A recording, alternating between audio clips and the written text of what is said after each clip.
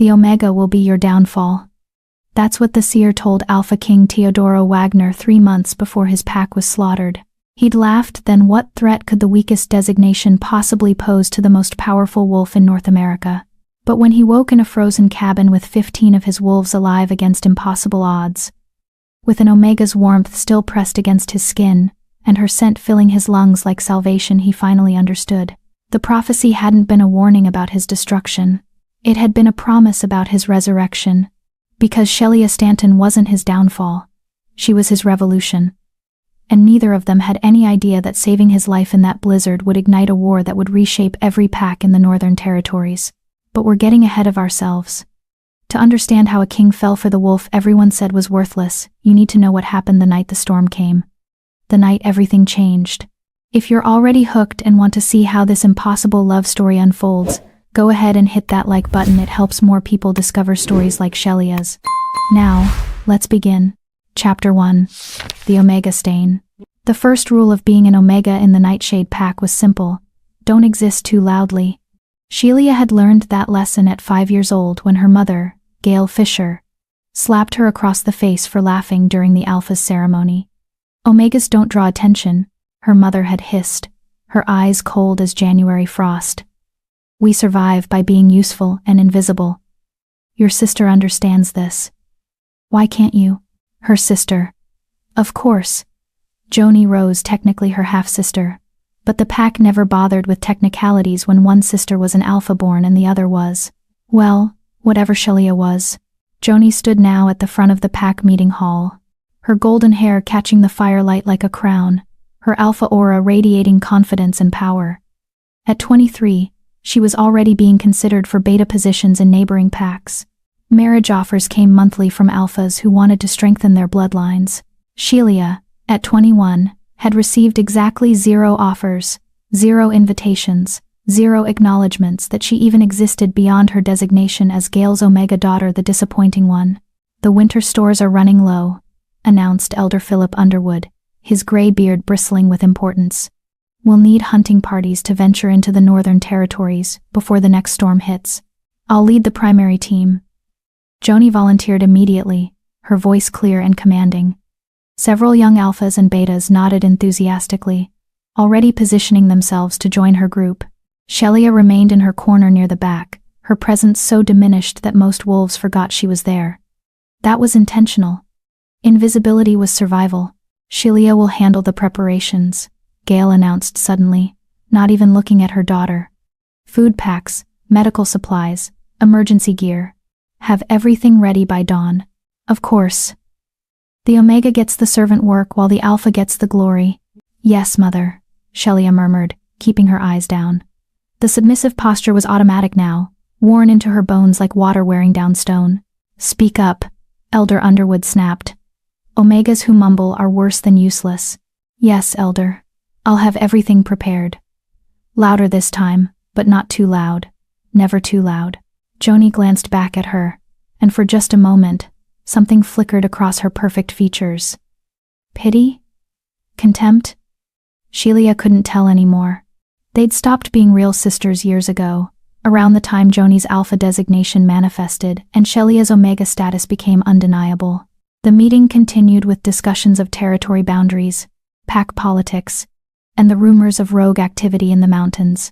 Shelia listened with half an ear, already mentally cataloging what supplies she'd need to gather. Medical supplies would be crucial. The Northern Territories were treacherous even in good weather, and a storm was forecasted. Actually, according to the weather reports she'd secretly been monitoring on the old radio in the storage shed, a massive storm system was building. Not just any storm. A blizzard that could drop 3 feet of snow in 6 hours. The kind of storm that killed wolves who were caught unprepared. Should she mention it? Warn them? She opened her mouth, then caught her mother's warning glare from across the room. Right. Omegas don't speak unless spoken to. Omegas don't question the Alpha's decisions. Omegas certainly don't pretend to know more than their betters about weather patterns and survival strategies, even if they've spent years studying meteorology in secret because they had nothing else to do during their endless isolation. The meeting ended with the usual dismissals. Alphas and betas filed out in clusters, already making plans for the hunt. their voices full of excitement and confidence. Shelia waited until everyone else had left before standing, her joints stiff from sitting motionless for 2 hours on the cold stone floor. "Shelia." Her mother's voice stopped her at the door. She turned. "Yes, Mother." Gail approached, her expression carefully neutral. She was a beta, not quite alpha material but respectable enough. Her mating to an alpha had produced Joni her pride and joy. Her previous mating to Shelia's father, an omega who died when Shelia was 3, had produced, well, Shelia. "Don't embarrass me tomorrow," Gail said quietly. "Elder Underwood is already questioning why I allow you to remain in the main pack house instead of the omega quarters." Translation: one more mistake and Shelia would be exiled to the servant housing on the Pax Bienyan, where the lowest-ranked wolves lived in shame and poverty. "I won't embarrass you," Shelia promised, her chest tight with familiar hurt. When had her mother started looking at her with such disappointment? When had love turned into cold tolerance? "See that you don't." "And Shelia?" Gail's voice dropped even lower. "Stop spending so much time with those books and radios. It's unseemly for an omega to pretend at knowledge. It makes you seem above your station." Above her station, as if wanting to understand the world around her was a crime, as if teaching herself meteorology and wilderness survival and pack history was somehow worse than accepting her role as invisible servant. "Yes, Mother." Gail left without another word, her footsteps echoing away into silence. Shelia stood alone in the meeting hall, surrounded by the fading warmth of bodies and the lingering scent of pack, a scent that had never quite felt like it included her. She made her way to the storage building, a small structure on the eastern edge of Packlands. This was her domain, the one place where her organizational skills were valued, even if she wasn't. Rows of supplies lined the walls. Dried meat, medical kits, emergency blankets, rope, flares. She worked through the night, preparing packs for 15 wolves. Joni's hunting party would be 12 strong, plus 3 reserves. Each pack needed to be perfect enough supplies to last 3 days, emergency gear in case of injury, and extra rations in case they had to shelter in place. As she worked, her eyes kept drifting to the old radio on the shelf. She'd salvaged it from the trash heap 2 years ago, and taught herself to repair it using manuals from the pack's neglected library. Now she listened to weather reports, news broadcasts, anything that connected her to the world beyond pack boundaries. She turned it on, keeping the volume low. Severe weather advisory for the northern mountain region. Blizzard conditions expected to develop rapidly after midnight. Winds up to 60 miles per hour, visibility near zero, temperatures dropping to -15 degrees. Residents are advised to shelter in place and avoid all unnecessary travel. Shelia's blood went cold. After midnight. That was in 4 hours. Joni's hunting party was leaving at dawn, which would put them directly in the path of the storm by mid-morning. She had to warn them, but would they listen to an omega? Would they believe her over their own alpha instincts and Elder Underwood's confident predictions of clear weather for 3 days? Shelia stared at the 15 packs she'd so carefully prepared, each one potentially a survival kit for wolves caught in a deadly storm. And she made a decision that would change everything. She was going to follow them. Not close enough to be detected, her omega scent was easy to suppress, and she'd learned to move quietly through years of trying not to be noticed. But close enough to help if the storm hit and they needed someone who actually understood how to survive a blizzard. It was stupid. Dangerous. Completely against pack law for an omega to leave pack lands without permission. But something deep in her gut, some instinct she'd learned to trust during long, lonely nights, studying survival, told her that tomorrow, 15 wolves were going to need saving. And she was the only one who could do it. Shelia finished preparing the packs, then set about preparing a 16th for herself. Extra blankets, fire-starting supplies, emergency food, her medical kit, rope, flares. Everything she'd need to rescue a bunch of alphas who were too proud to check a weather report. As dawn approached and she heard the hunting party beginning to gather, Shelia slipped out into the pre-storm darkness, invisible as always. But this time, her invisibility was going to save lives, even if none of them would ever thank her for it. Chapter 2. The Storm's Teeth. The first snowflakes began falling as Shelia crossed into the northern territories, each one fat and heavy with the promise of violence. She'd maintained a quarter-mile distance behind the hunting party, using every trick she'd learned about scent suppression and silent movement. Omegas were supposed to be weak, but weakness taught you how to be invisible. Invisibility taught you how to survive. The hunting party moved with the careless confidence of alphas who'd never truly faced consequences. Sheila could hear Joni's voice carrying back on the wind, full of laughter and commands. They were tracking an elk herd, following prints that led deeper into the mountain passes, deeper into the kill zone. Sheila checked her compass for the third time in 10 minutes. The temperature had dropped 15 degrees in the last hour. The wind was picking up, carrying that peculiar electric scent that came before major storms. Every instinct she'd honed through years of study was screaming danger. She should turn back. Let them figure it out themselves. Let the alphas use their superior strength and instincts to save themselves like they always bragged they could. But she kept walking. By noon, the snow was falling so thick she could barely see 10 feet ahead. The wind had transformed from breeze to battering ram, shoving against her body with physical force. Sheila had wrapped her scarf around her face, but ice was already forming on the fabric from her breath. The hunting party had stopped moving. She could hear raised voices ahead, arguing over direction. Good. At least they'd finally noticed they were in trouble. Sheila circled around to a ridge overlooking their position. Through the whiteout conditions, she could make out 15 figures huddled in a natural depression between two rock faces. They'd tried to start a fire, but the wind kept killing it. Several wolves were already shivering violently, first-stage hypothermia. They were going to die out here. The realization hit her like a physical blow. 15 wolves, including her sister, were going to freeze to death because they'd been too proud to listen to an Omega's weather warning that she'd never been brave enough to give. Sheila closed her eyes, running through everything she knew about cold weather survival. They needed shelter, immediate shelter, not the inadequate depression they'd found. They needed fire that could withstand the wind. They needed body heat consolidation. They needed someone who knew what the hell they were doing. She could leave them, go back to the pack, report their location, and let the elders organize a rescue party, but that would take hours these wolves didn't have. The storm was only getting worse, and night was coming. Or she could reveal herself, face their anger and mockery and contempt. Admit she'd followed them, violated pack law, stepped above her station in the most flagrant way possible, and maybe, possibly, save their lives. Damn it, Sheila whispered into the howling wind. She made her way down the ridge, fighting through snow that was already knee-deep. By the time she reached the hunting party's location, she was coated in ice and breathing hard. "Help," she called out, her voice barely carrying over the wind. "I know shelter, follow me." Joni's head snapped up, her alpha eyes widening in shock. "Sheila? What the hell are you doing here? Freezing to death, same as you?"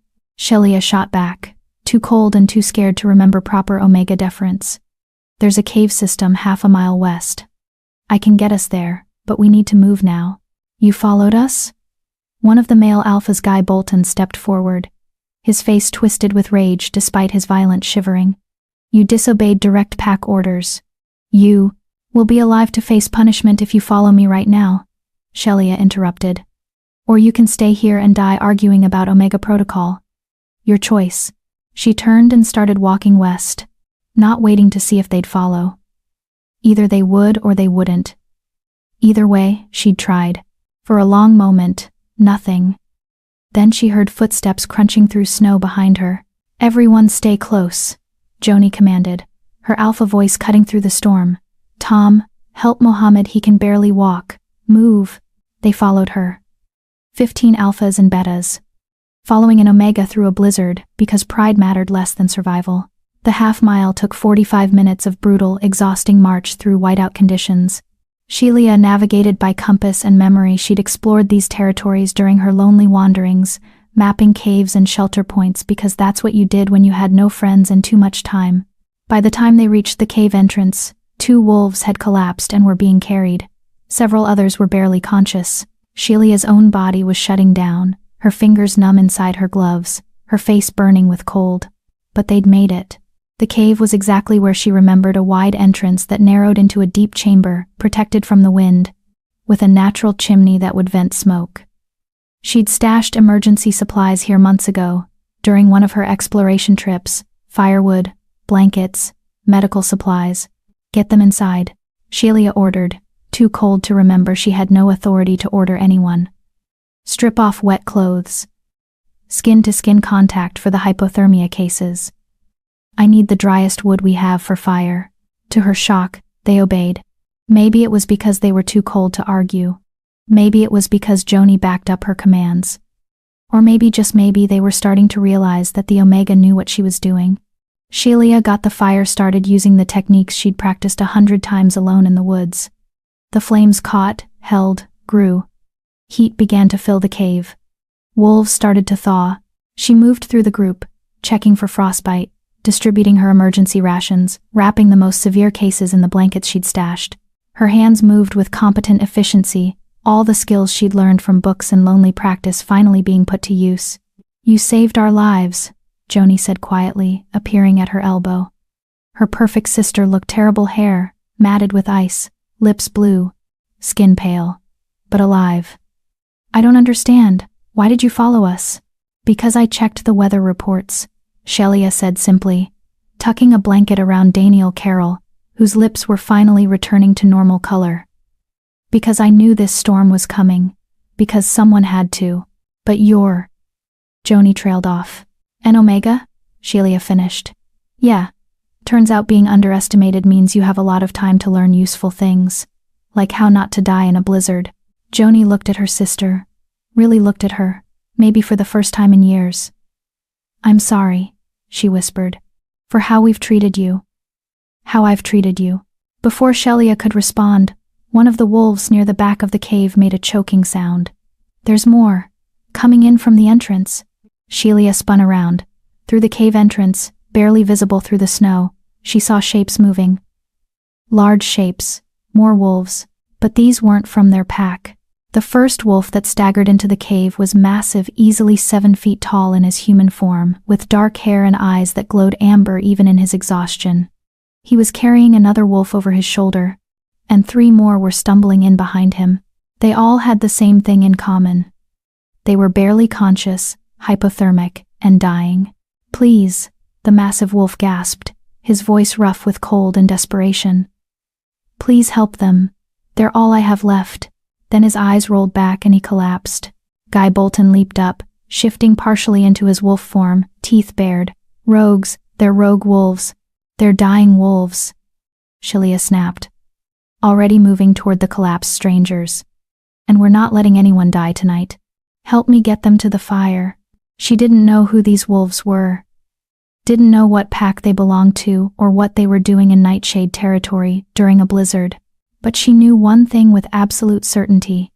She hadn't saved 15 wolves just to let 5 more die from stupidity and prejudice, even if it meant protecting rogues, the most dangerous, unpredictable wolves in existence. Even if the massive wolf she was currently trying to drag toward the fire was radiating a power that made her Omega instincts scream to submit and flee. Even if, when she looked at his unconscious face, something deep in her chest twisted with a recognition she didn't understand and couldn't explain. The storm howled outside, but inside the cave, Shelia worked to save 20 lives instead of 15, and she had absolutely no idea that the unconscious wolf she was trying so desperately to save was Theodora Wagner, the Alpha King of the Northern Territories, or that when he woke up, everything she knew about her pathetic little Omega life was about to shatter completely. Chapter 3.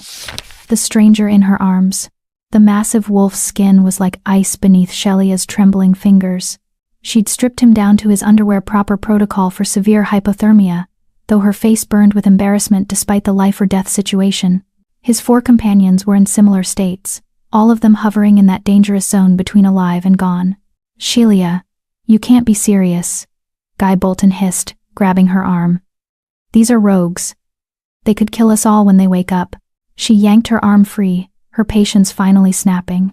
"Then they can kill us warm instead of frozen. Now either help me or get out of my way." Guy's eyes flashed with alpha dominance, that instinctive need to put an Omega in her place. But Joni stepped between them, her own alpha aura flaring. "She's right," Joni said firmly. "We don't leave wolves to die. Any wolves. That's not who we are." The tension held for a heartbeat. Then Guy backed down with a frustrated growl. But he kept his distance. watching the unconscious strangers with suspicious eyes. Shelia worked quickly, using every technique she'd learned. She positioned the 5 newcomers closest to the fire, packed them with the warmest blankets, and began the slow process of rewarming. Too fast and their hearts could stop. Too slow and hypothermia would finish what the storm had started. The massive wolf, their leader, clearly was in the worst shape.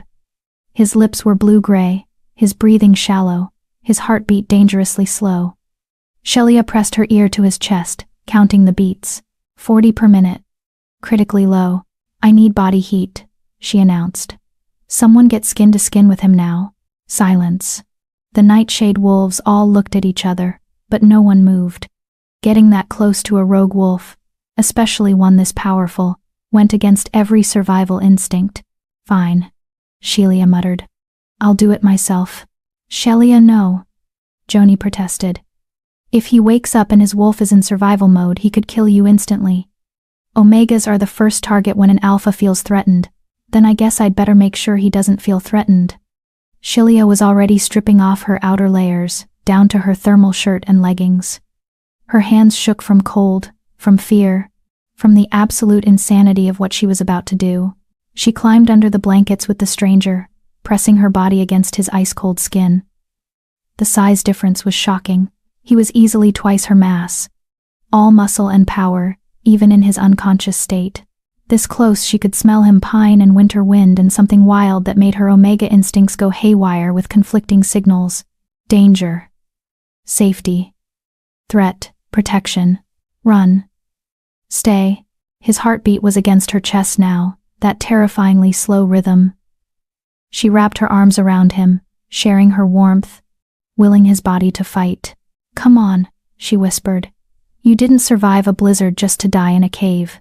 Come on." Minutes passed, then an hour. Shelia monitored his vital signs obsessively: pulse, breathing, skin temperature. Slowly, agonizingly slowly, his heartbeat began to strengthen. 50 beats per minute, 55, 60. His skin started to warm. Color returned to his lips. He was going to live. Relief crashed through her so intensely that tears stung her eyes. Around the cave, the other 4 strangers were also stabilizing, thanks to the nightshade wolves who'd finally, reluctantly, helped with rewarming efforts. Outside, the blizzard continued its assault. Snow had drifted halfway up the cave entrance. They were trapped here until the storm passed, which, according to Shelia's calculations, wouldn't be until sometime tomorrow afternoon at the earliest. 20 wolves in one cave, 15 from her pack, 5 rogues, and her, the Omega, who'd somehow ended up responsible for all of them. "You should rest," Joni said softly, appearing beside her with a cup of hot water from their melted snow supply. "You've been taking care of everyone for hours. Let someone else monitor him." "I'm fine," Shelia lied, but she accepted the water gratefully. The warmth felt like heaven against her throat. "You're extraordinary," Joni corrected. "I never knew you were capable of all this. The survival skills, the medical knowledge, the leadership." She paused. "I'm ashamed of how blind I've been." Shelia didn't know what to say to that. Years of hurt didn't evaporate because of one apology, one moment of recognition. But it was something. A crack in the wall between them. "Get some sleep, Joni. I'll wake you if anything changes." Her sister hesitated, then nodded and moved back to her own sleeping area. One by one, the other nightshade wolves settled down for the night, exhaustion finally overwhelming fear and adrenaline. Shelia remained awake, keeping watch over the fire and the 20 sleeping wolves who were depending on her. The massive stranger's heartbeat was steady now against her chest, strong, powerful, alive. She should move away from him now that the immediate crisis had passed. But something kept her there. Some instinct she didn't understand. She must have dozed off eventually, because she woke to the sensation of movement. The stranger was stirring, his muscles tensing, his breathing changing. He was waking up. Shelia froze, suddenly aware of how vulnerable she was, pressed against a powerful wolf she knew nothing about, with no way to defend herself if he attacked. His eyes opened, amber gold, glowing faintly in the firelight. They focused on her face with an intensity that stole her breath. For a long moment, neither of them moved. His gaze traveled over her, features, her face, her eyes, the curve of her neck where her omega scent would be strongest. Something flickered across his expression: confusion, recognition, wonder. "You," he whispered, his voice rough from cold and disuse. "It's you. I'm Shelia," she said carefully, keeping her voice low so she wouldn't wake the others. "You're safe. You're in a cave in Nightshade territory. You and your companions were caught in the blizzard. Do you remember?" He continued, staring at her like she was a ghost. "Or a miracle. How long have you been?" He gestured vaguely at their position, her body pressed against his. "You were hypothermic. Critical stage. You needed body heat." Her face burned. "I can move now if you're—" "Don't." His arm came around her waist, holding her in place, not threatening, gentle. "Please, you're warm." It was such a simple statement, but something in his voice made it sound like she was the first warmth he'd felt in years. "Who are you?" Shelia asked. "What were you doing out in that storm?"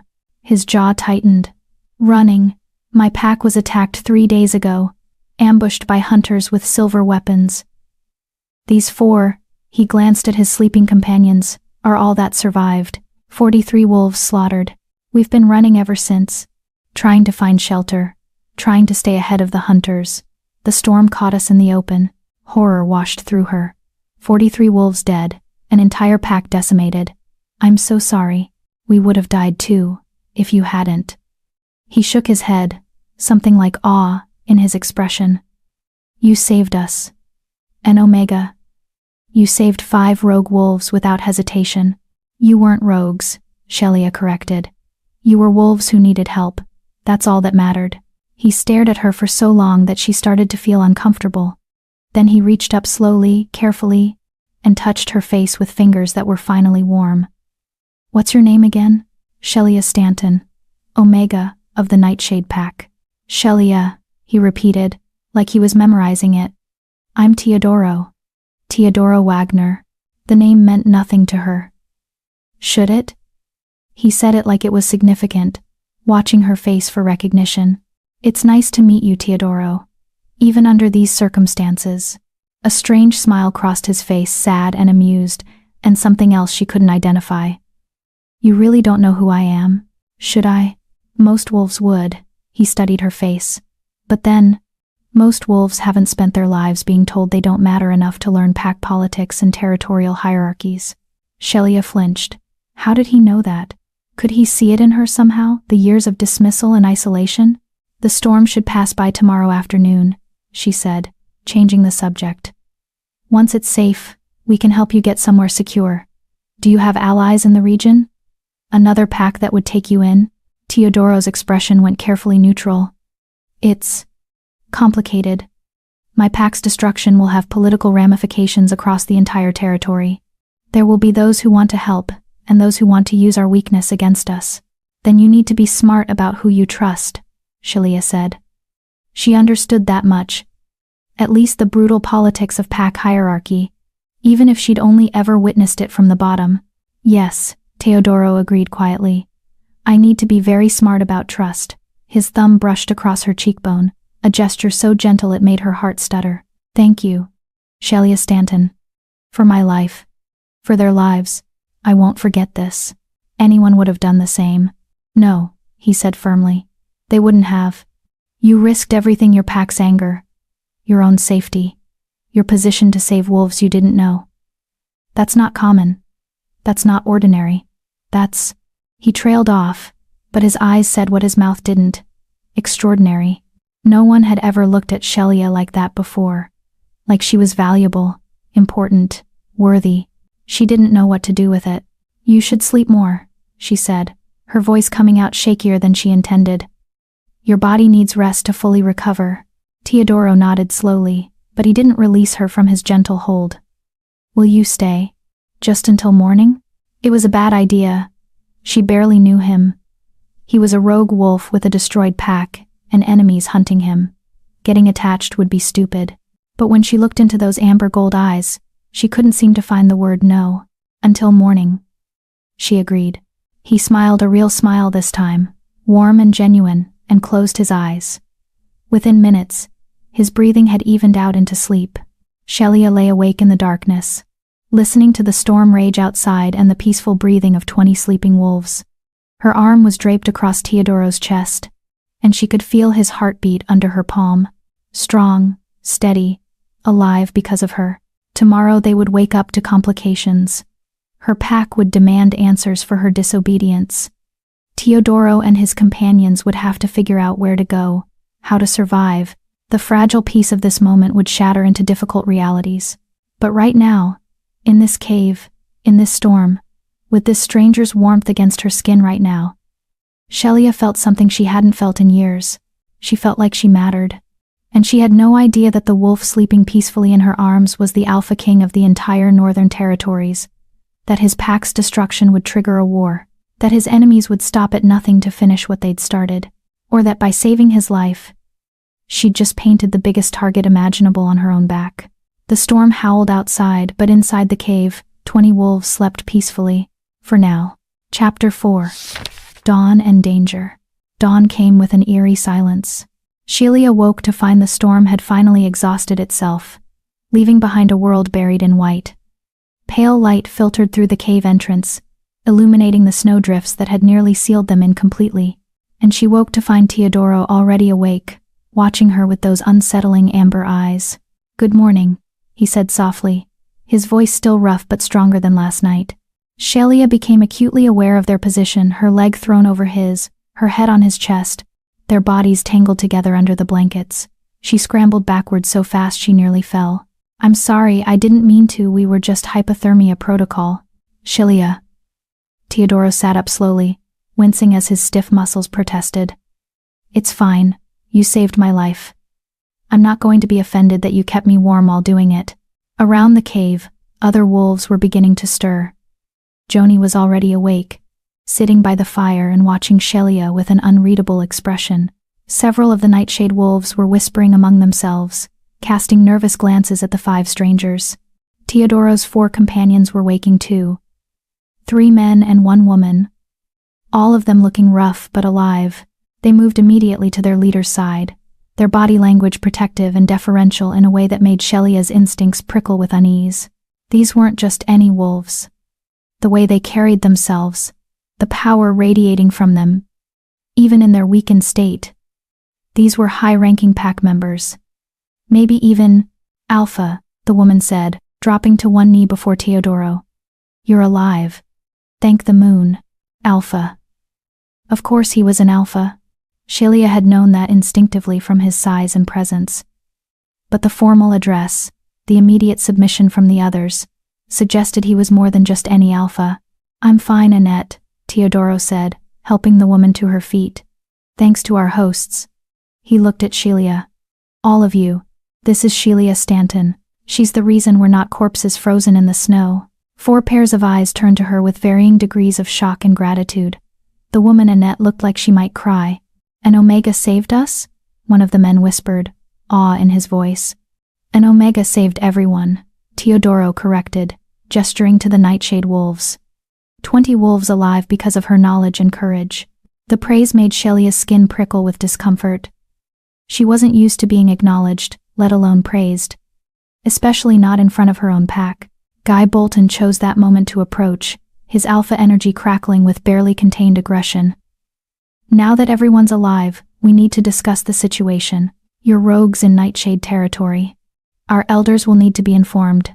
"We're not rogues," one of Teodoro's companions, a young man with kind eyes, interrupted. "We're refugees. There's a difference." "Not to our pack law," Guy shot back. "Unauthorized wolves in our territory are subject to." "To what?" Teodoro stood, and the temperature in the cave seemed to drop 10 degrees. His presence expanded, filling the space with a power that made every wolf in the cave instinctively tense, to execution, to imprisonment, to being turned away to die in the cold. Guy actually took a step back, his face paling. Whatever he'd been about to say died on his tongue. "Stop it." Shelia stepped between them, her heart pounding but her voice steady. "Both of you. We're not doing this. Not after we all survived together." She looked at Guy. "They're not a threat. They're barely recovered from hypothermia. Show some mercy." Then she turned to Teodoro. "And you stop intimidating people." I know you're powerful, but throwing your weight around isn't going to help the situation. Dead silence. Every wolf in the cave stared at her like she'd grown a second head. And Omega, ordering an alpha to stand down, speaking to both sides like she had authority. It was so far beyond acceptable Omega behavior that several of the Nightshade wolves actually gasped. But Teodoro, instead of being angry, smiled. Actually smiled. You're right. I apologize. He inclined his head to Guy, a gesture of respect between equals. We mean no disrespect to Nightshade territory or pack law. We were fleeing for our lives and took shelter where we could find it. If you'll allow us to recover and resupply, we'll be gone by nightfall. The reasonable response seemed to catch Guy off guard. He looked to Joni, who'd been watching the entire exchange with sharp interest. We'll need to contact the elders, Joni said carefully. Get permission for you to remain temporarily. But until then, you're under our protection as refugees who saved themselves and were saved. She met Shelia's eyes. My sister has vouched for you. That's enough for me. Sister. Joni had called her sister in front of everyone, with pride in her voice instead of shame. Something in Shelia's chest cracked open. Thank you, Teodoro said. Your generosity won't be forgotten. The tension eased slightly, though suspicion still lingered in several sets of eyes. The Nightshade wolves began organizing themselves, assessing injuries, rationing remaining food, planning the dig-out from the snowdrifts. Shelia found herself pulled aside by Annette, Teodoro's female companion. Up close, she was striking, maybe 30 years old, with dark skin and warrior's scars. A beta, Shelia guessed, but high-ranking. I need to know something, Annette said quietly. Last night, when you helped the Alpha, did you recognize him? Know who he was? Should I have? Shelia asked, feeling stupid. He said his name was Teodoro Wagner. He said his pack was destroyed. That's all I know. Annette's eyes widened. You really don't know? She glanced back at Teodoro, who was deep in conversation with Joni. Moon above. An Omega who doesn't follow pack politics. I'm not allowed to follow pack politics, Shelia said, a bitter edge creeping into her voice. Omegas in the Nightshade pack are meant to serve, not to learn. That's barbaric, Annette said flatly. In our pack, every member is educated. Omega, Beta, Alpha knowledge is power for all. She paused. Or rather, in our former pack, before the massacre. The pain in her voice was raw. Shelia touched her arm gently. I'm sorry for your loss. All of you. The Alpha hasn't told you his full title, has he? Annette studied her face. He introduced himself as just Teodoro Wagner. Yes. Why? Is he famous or something? Annette laughed, a shocked, slightly hysterical sound. Or something. She leaned in closer. Shelia. The man you saved. The man you held skin to skin all night. The man you ordered to stand down like a misbehaving pup. That's Teodoro Wagner, Alpha King of the Northern Territories, ruler of 17 packs, the most powerful wolf in 1,000 miles. The words didn't make sense at first. Shelia heard them, but they bounced off her understanding like stones skipping on water. Alpha King, ruler of 17 packs, the most powerful wolf in 1,000 miles. That's not possible, Shelia whispered. The Alpha King wouldn't be out in a blizzard with only 4 companions. The Alpha King wouldn't need saving by an Omega. The Alpha King was ambushed by hunters who knew exactly where his pack would be and when, Annette said grimly. It was a coordinated attack. Someone betrayed us. Someone sold information about our patrol routes, our safe houses, our pack structure. The hunters hit us at dawn, when we were most vulnerable. 43 wolves dead in less than an hour. Shelia felt sick. Who would do that? Why? That's what we need to find out. But first, we need to get the Alpha somewhere safe, somewhere he can heal and plan. Annette gripped Shelia's shoulders. You saved his life. That creates a debt, a bond, that can never be broken in wolf culture. You're under his protection now, whether you want it or not. I don't want anything, Shelia protested. I just didn't want people to die. Too late. You're involved now. Annette glanced around the cave, her expression darkening. And when word gets out that the Alpha King survived, that someone sheltered him, saved him, every wolf with an agenda is going to come looking. including the ones who wanted him dead in the first place. Cold dread pooled in Shelia's stomach. Are you saying I'm in danger? My pack is in danger? I'm saying everything just got very complicated. Annette released her shoulders. The Alpha will protect you. He'd die before he let harm come to someone who saved his life. But Shelia, you need to understand what you've walked into. This isn't just about one destroyed pack. This is about a power vacuum that 17 packs will fight to fill. This is about whoever ordered that massacre trying to finish the job. This is about Annette. Teodoro's voice cut across the cave. He was standing now, fully dressed in clothes one of the Nightshade wolves had provided. Even in borrowed clothing, he radiated authority. Stop frightening her. She deserves to know the truth. Annette shot back. She does, Teodoro agreed. But not from you. Not like this. He approached them, his eyes never leaving Shelia's face. Walk with me. It wasn't really a question. An Alpha King didn't ask Omegas for permission, but he waited anyway, like her answer actually mattered. Shelia nodded, not trusting her voice. They made their way to the cave entrance, where the morning sun was turning the snow into a field of diamonds. The air was brutally cold but crystal clear, beautiful and deadly like everything in this new reality Shelia had stumbled into. You're angry that I didn't tell you who I was, Teodoro said quietly. I'm confused, Shelia corrected. You're the Alpha King. Why didn't you say something? Because for the first time in 10 years, someone looked at me and didn't see a title, didn't see power or politics or opportunity. He turned to face her, and there was something achingly vulnerable in his expression. You saw a wolf who needed help. You risked everything to provide it, not because of who I was, but because of who you are. I would have helped anyway, Shelia insisted. King or not. I know. That's why I didn't tell you. He reached out slowly, giving her time to pull away, and took her hand. His palm was warm, calloused, strong. Shelia, everything Annette said is true.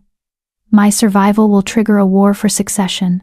My enemies will come hunting, and you, the Omega who saved me, you're going to be targeted. Then I'll deal with it, Shelia said, with more confidence than she felt. You shouldn't have to deal with it alone. Teodoro's grip tightened on her hand. Come with me. When we leave, come with us. I can protect you.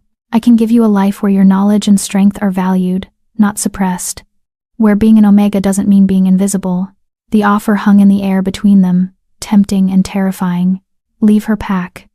Leave the only home she'd ever known, no matter how cruel it had been. Follow a strange wolf, a king into a political nightmare that could get her killed. It was insane. It was impossible. It was everything she'd ever dreamed of, and never dared to want. I can't, Shelia whispered.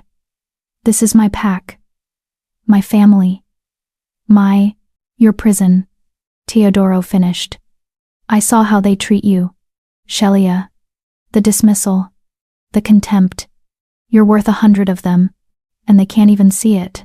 My sister sees it now. Things are changing. One day of recognition doesn't erase years of abuse. His voice was gentle but firm. You deserve better. You deserve to be celebrated, not tolerated. Before Shelia could respond, Joni's voice called from inside the cave. Shelia, we've got a problem.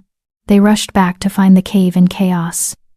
Tom Ward was standing at the entrance, his face pale, holding what looked like a tracking dart. I found it embedded in the snow outside, he said. It's fresh, from last night. Annette took the dart, her expression darkening. Silver-tipped. Hunter issue. She looked at Teodoro. They followed us here. How is that possible? Guy demanded. The storm would have covered any tracks. Unless they put a tracker on one of us before the ambush, Annette said grimly. She was already examining her companions, checking for wounds, for anything that might. She stopped at one of the male wolves, Muhammad Olsen. There, embedded beneath the skin of his shoulder blade, was a tiny chip. No, Muhammad breathed. No, I didn't know. I swear I didn't. It's not your fault, Teodoro said quickly. But his face had gone hard as stone. They planted it during the attack. Used you to track us. He looked at Shelia, and there was real fear in his eyes for the first time. We need to leave. Now. before they triangulate this location. If hunters are coming, we need to get the pack to safety, Joni said, already moving into crisis mode. Evacuate back to Packlands, warn the elders. They won't come for your pack, Annette interrupted. They're hunting us. But if we're here when they arrive, everyone in this cave becomes collateral damage. The implication hung heavy. Teodoro and his companions needed to run, draw the hunters away, save the Nightshade wolves by leaving them behind. Save everyone except the one Omega who'd risked everything to help them. Because, if the hunters had been watching, if they'd seen Shelia tending to Teodoro through the night, holding him, saving him, she was already marked. Teodoro saw the realization hit her face. Come with me, he said urgently, gripping both her hands now. Right now. We leave together, we run together, and I swear on my life, I will keep you safe. She's not going anywhere, Guy snarled. She's Nightshade Pack. She stays with us. She stays here, she dies, Teodoro shot back. The hunters will assume she helped me, they'll make an example of her. Then we'll protect her, Joni said fiercely. She's my sister. We take care of our own.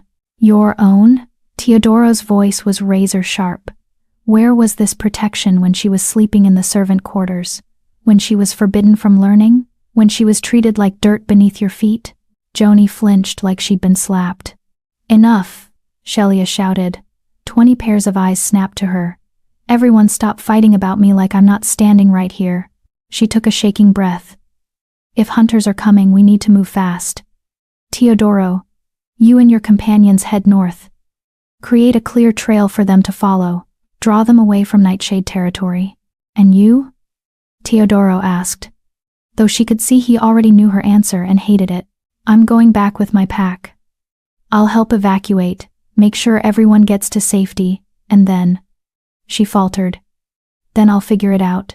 That's suicide, Annette said flatly. That's duty, Shelia corrected. These are my people. I don't abandon them just because things get dangerous. Teodoro looked at her for a long moment, something like awe and frustration warring on his face. Then he pulled her close so sudden she gasped and pressed something into her hand. A pendant. Silver and ancient, carved with symbols she didn't recognize. This is my family crest, he said quietly, his breath warm against her ear. Any wolf who sees it will know you're under my protection. If you need help, if you're in danger, show this to any pack in the Northern Territories. They'll shelter you. I can't take this. You already saved my life. The least I can do is give you a way to save yours. He pulled back, his hands framing her face. This isn't over, Shelia Stanton. I will come back for you. I will make sure you're safe. And then if you'll have me, I will show you what it means to be valued the way you deserve. Before she could respond, he kissed her forehead. Brief, gentle, devastating. Then he was moving, gathering his companions, preparing to run. The four of them shifted partially enough to move fast, but not enough to be fully vulnerable. Within minutes, they were gone, disappearing into the white wilderness like ghosts, leaving Shelia standing at the cave entrance, a royal pendant burning in her palm, and the certain knowledge that her life had just changed forever. We need to move, Joni said, touching her shoulder. Come on, sister. Let's get you home. Home. The word felt wrong now. Foreign. Because Shelia was beginning to realize that home might not be a place at all. It might be a pair of amber gold eyes and a promise whispered in the cold. I will come back for you. She just had to survive long enough for him to keep it. Chapter 5. The Hunter's Shadow. The journey back to Nightshade territory took 6 brutal hours through chest-deep snow. Shelia walked near the back of the group, her mind spinning with everything that had happened in the last 24 hours. The pendant Teodoro had given her was hidden beneath her thermal shirt, resting against her heart. It felt warm, unnaturally warm, like it carried its own heat source. Or maybe that was just her imagination, trying to hold on to the last piece of him. You're quiet, Joni said, falling back to walk beside her. More than usual. Shelia glanced at her sister. In the harsh daylight, Joni looked exhausted, dark circles under her eyes, her perfect hair matted and tangled. But there was something different in her expression, something softer. Just thinking, Shelia said. About the Alpha King? Shelia's head snapped up. How did you? I'm not stupid, Shelia. The way his companions deferred to him, the power he radiated, the fact that 5 wolves were being hunted with military precision, it wasn't hard to figure out. Joni's voice dropped lower. You saved the most important wolf in the territory. Do you understand what that means? Annette already gave me the speech about political complications and targets on my back. Good. Because it's all true. Joni grabbed her arm, stopping them both. The rest of the pack continued ahead, giving them privacy. Shelia, listen to me. When we get back, the elders are going to have questions. They're going to want to know everything: who you helped, why you disobeyed orders, what the Alpha King said to you. I'll tell them the truth. No, Joni said firmly. You'll tell them part of the truth. You helped wounded wolves. You didn't know who they were. They left before you could learn more. You do not mention that Teodoro Wagner gave you his family crest, or that he offered you protection, or that she paused, her eyes searching Shelia's face, that he looked at you like you were the answer to every prayer he's ever whispered. Heat flooded Shelia's cheeks. He didn't. I have eyes, sister. So does everyone else in that cave. Joni's grip tightened. The elders will use any connection between you and the Alpha King as leverage. Political advantage. They'll try to control you, manipulate you, maybe even offer you up to his enemies, to prove Nightshade Pack's neutrality in whatever war is coming. The word sent ice through Shelia's veins. Our own pack wouldn't. Our pack has treated you like garbage for 21 years. Joni interrupted. Don't suddenly trust them to protect you now, just because you did something heroic. Politics makes monsters of everyone. Before Shelia could respond, a howl split the air. Not from their group, from somewhere behind them. Everyone froze. That's not a wolf howl, Guy said, his voice tight with tension. That's a hunter's horn. They were being followed. Run, Joni commanded, her alpha voice cracking like a whip. Everyone back to Packlands now. The Nightshade wolves scattered into motion, running as fast as the deep snow would allow. Shelia's lungs burned as she pushed herself to keep up, her shorter omega legs struggling with the pace the alphas and betas set. Another horn blast. Closer this time. They're gaining on us, Tom shouted. Split up, Guy ordered. Small groups, different directions. Make them choose who to follow. No, Shelia screamed. The word tore from her throat with unexpected force, stopping everyone in their tracks. Don't you understand? They're not following the group. They're following me. Silence. Then Joni. What? They saw me with Teodoro. Saw me help him. I'm the one they want either to use as leverage or to eliminate as a witness. Shelia's mind was racing, falling into that same sharp clarity she'd felt in the cave. Strategy. Survival.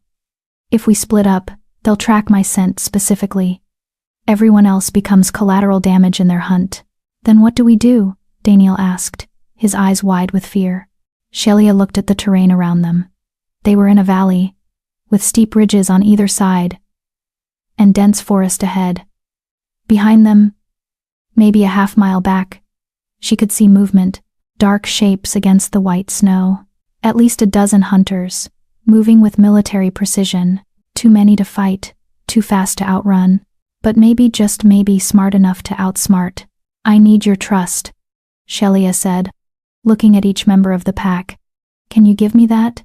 Just for the next hour? Joni didn't hesitate. Yes. What's your plan? Guy demanded. I'm going to lead them away.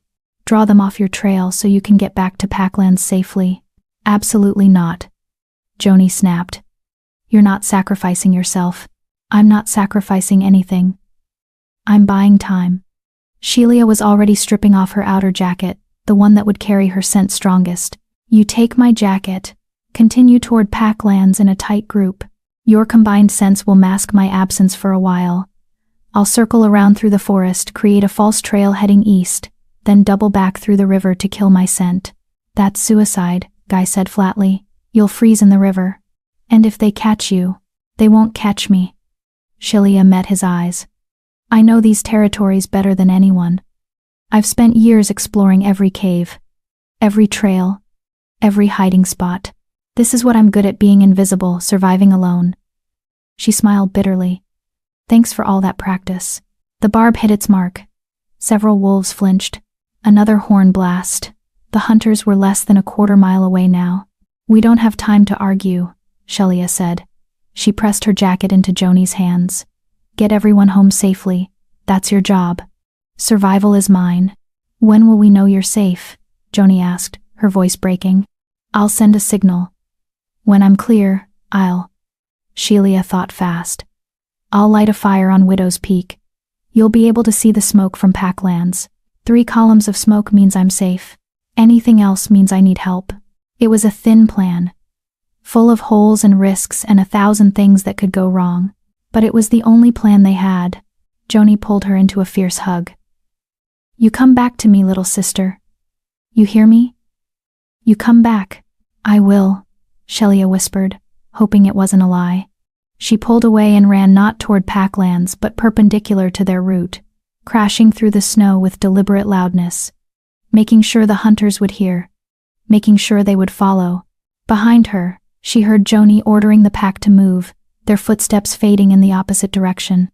Ahead of her, the forest waited like a dark mouth ready to swallow her whole. And behind her, a shout. "There! The Omega! She's running!" They'd taken the bait. Shelia ran harder, her heart hammering against her ribs. The pendant Teodoro had given her bounced against her chest with each step, a small solid weight that somehow gave her courage. "I will come back for you." She just had to stay alive long enough for him to try. The forest was a maze of white and shadow. Shelia moved through it with practiced efficiency, using every trick she'd learned during her years of solitary exploration. She ran in zigzags, doubled back on her own trail, jumped from rock to confuse the scent path. Behind her, she could hear the hunters spreading out, their calls coordinating like a military operation. These weren't amateur wolf hunters. These were professionals, trained, equipped, dangerous. After 20 minutes of hard running, Shelia reached the river she'd been aiming for, a narrow stream that cut through the valley, its water ice cold but not yet frozen solid. This was the risky part. The water would kill her scent, but it could also kill her if she stayed in too long. She waded in, gasping as the cold hit her legs like knives. The current was strong, trying to pull her downstream. She fought against it, moving upstream for 100 yards before pulling herself out on the opposite bank. Her legs were already going numb. She had maybe 10 minutes before hypothermia set in.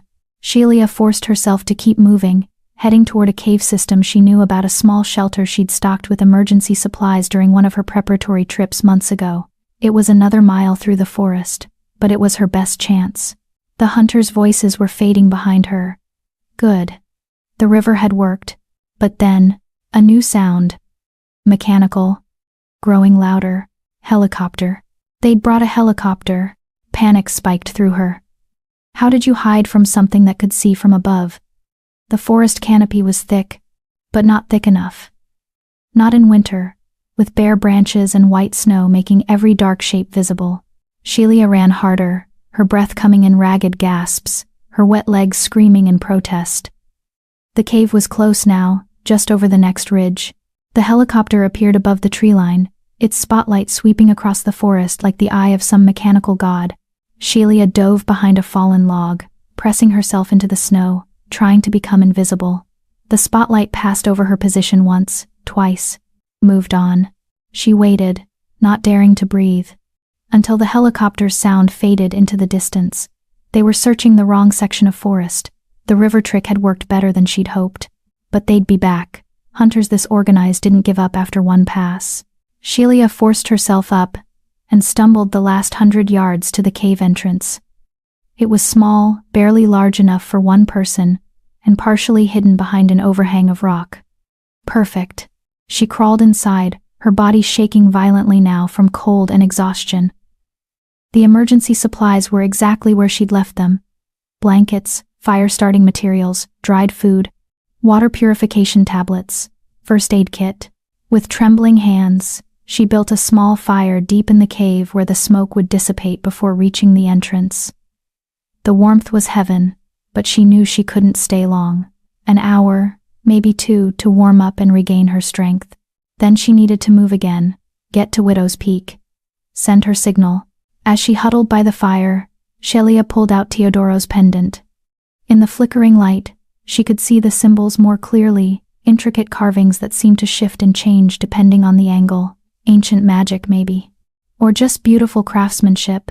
She traced the symbols with one finger, thinking about the wolf who'd given it to her, the Alpha King who'd looked at her like she mattered, who'd offered her a life where being an Omega didn't mean being nothing. A life that seemed impossibly far away now, with hunters in the forest and her own pack treating her like a liability they couldn't afford. "I will come back for you," Teodoro had promised. But what if she didn't want to wait? What if? A sound outside the cave. Footsteps crunching in snow. Shelia's hand flew to her knife, a small blade she'd brought for emergencies. It wouldn't do much against trained hunters, but it was better than nothing. The footsteps stopped right outside the cave entrance. A shadow blocked the light, and then a voice familiar, unexpected, terrifying.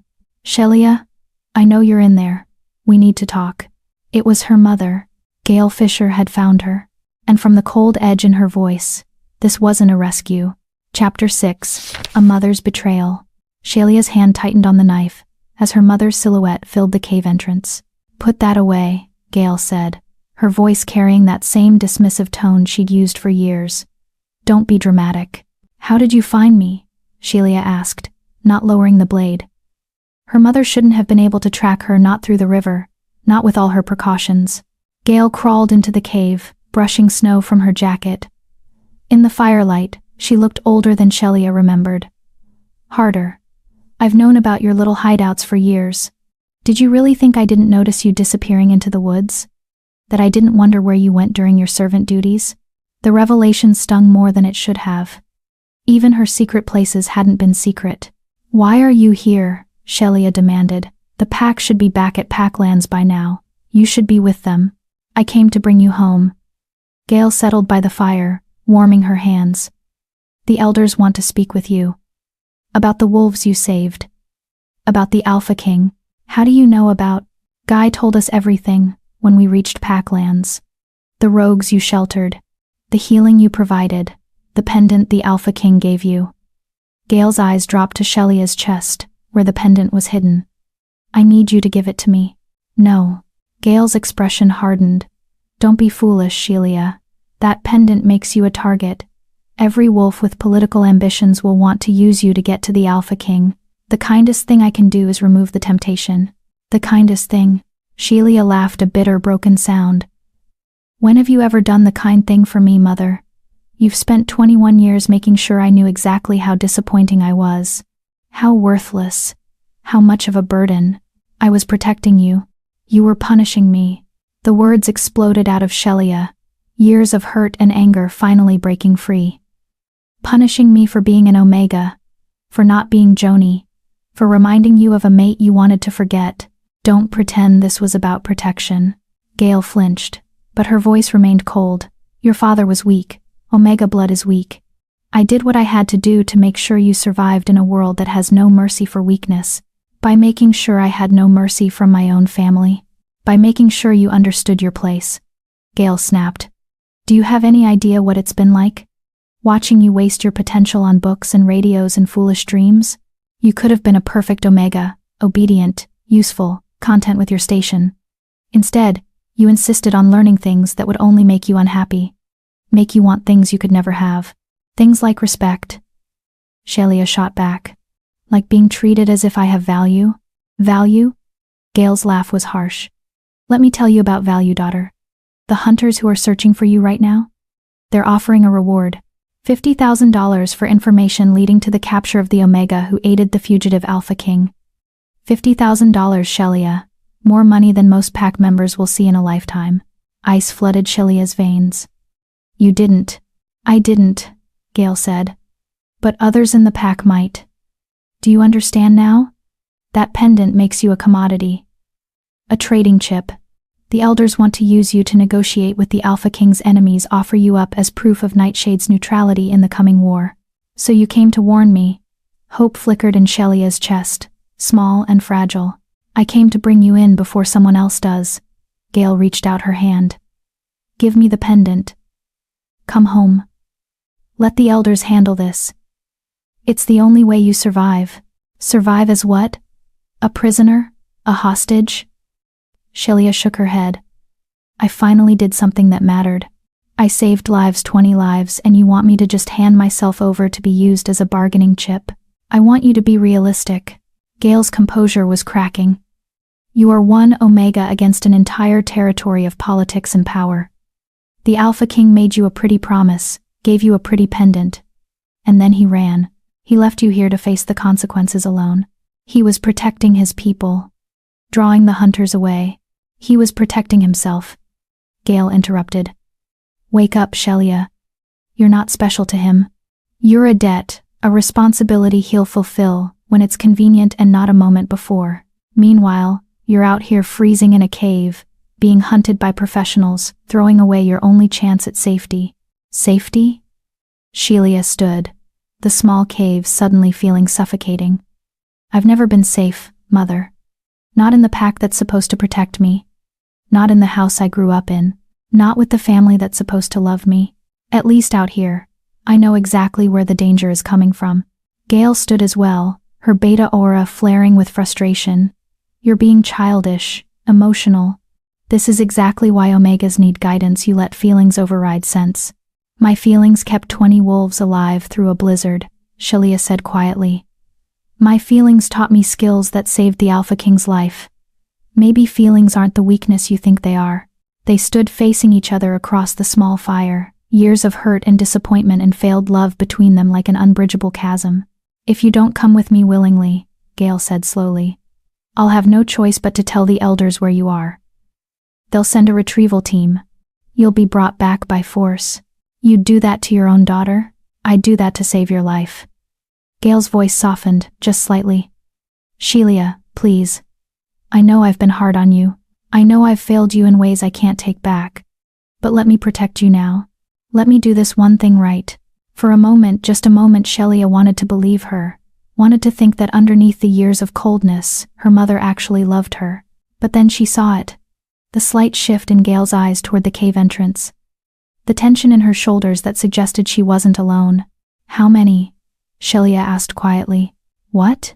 How many wolves did you bring with you? How many are waiting outside right now to make sure I come home willingly? Gale's silence was answer enough. I see. Shelia felt something break inside her chest, the last fragile hope that family could mean something more than obligation and disappointment. You brought backup, just in case the emotional manipulation didn't work. Shelia, get out. We're trying to help you. Get out. The command came from somewhere deep inside Shelia, from a place she didn't know she had. Not an alpha voice, she'd never have that. But something else. Something that made Gale actually step back. You're making a mistake, Gale said, her face hardening back into familiar coldness. A mistake you'll regret. The only mistake I made was thinking you might actually care. Shelia's hand went to the pendant around her neck. Tell the elders I'm not coming back. Tell them I'm under the Alpha King's protection. And tell them that if they try to use me as a political pawn, they'll find out exactly what that protection means. Gale stared at her for a long moment. Then she turned and crawled out of the cave without another word. Shelia waited, listening. She heard voices outside, Gale talking to someone, probably Elder Underwood and a few enforcers. Heard them discussing options, strategies, whether to storm the cave or wait her out. She didn't give them the chance to decide. The cave had a back exit, a narrow passage that Shelia had discovered months ago. It was barely wide enough for her small frame, and it led to a steep drop-off on the other side of the ridge. Dangerous. Nearly impassable in winter. Perfect. Shelia gathered her emergency supplies, kicked snow over the fire, and crawled into the back passage. Behind her, she heard shouts. They'd realized she was escaping. The passage was dark and tight, scraping her shoulders and hips as she wriggled through. Her breath came in short gasps, panic clawing at her throat. What if she got stuck? What if they caught her in here, trapped like an animal? Then she saw light ahead. The exit. Shelia burst out onto a narrow ledge overlooking a 40-foot drop into a snowbank. Behind her, someone was entering the passage, too large to follow easily, but determined to try. No time to think. No time to be scared. Shelia jumped.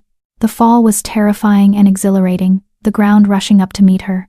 She hit the snowbank hard enough to knock the air from her lungs, sinking deep into the powder. For a moment, she couldn't breathe, couldn't move. buried alive in white cold. Then her survival instincts kicked in. She clawed her way up, breaking through the surface, gasping for air. Above her, on the ledge, she saw Shape's wolves staring down at the jump she'd just made, the jump no sane person would attempt. But Sheila was learning that sanity was overrated when you were fighting for your life. She ran through the forest, following paths only she knew about. Away from the cave, away from her pack, away from the mother who'd chosen duty over love one too many times.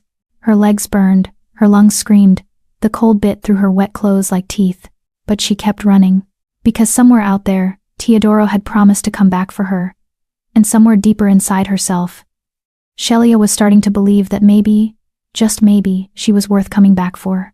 The pendant burned warm against her chest, a small piece of proof that someone had seen her, really seen her, had valued her enough to offer protection, even knowing it would cost him. Widow's Peak was still miles away. The signal fire she'd promised Joni would have to wait. Right now, survival meant moving, staying ahead of the wolves who wanted to use her, and the hunters who wanted to eliminate her. But as she ran through the darkening forest, Sheila felt something she'd never felt before. Freedom. It was cold and terrifying and lonely, but it was hers, and she was never going back. Chapter 7. The King's Return. 3 days.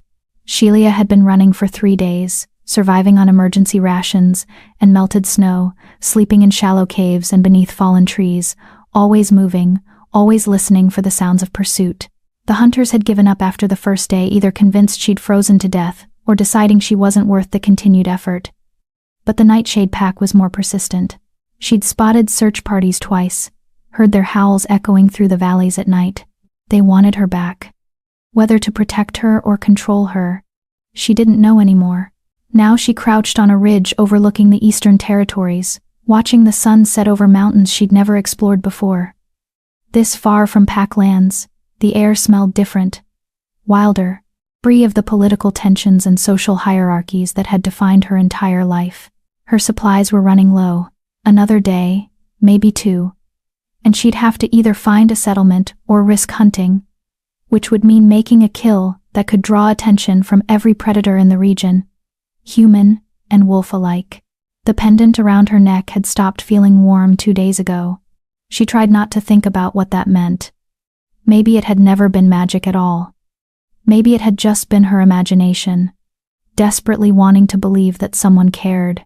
Sheila pulled out the pendant, examining it in the fading light. The symbols seemed duller now, or maybe that was just exhaustion playing tricks on her eyes.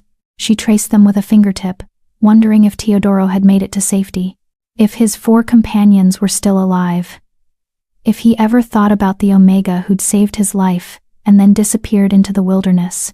Probably moved on to more important things, she whispered to the empty air. Alpha Kings don't waste time on. A twig snapped behind her. Sheila spun, her knife already in her hand, her heart hammering. The ridge behind her was empty, just trees and shadows, and a wolf stepped out from behind a pine tree, massive, dark-furred, with amber eyes that glowed in the twilight. Teodoro. He shifted as she watched, his wolf form flowing seamlessly into his human shape.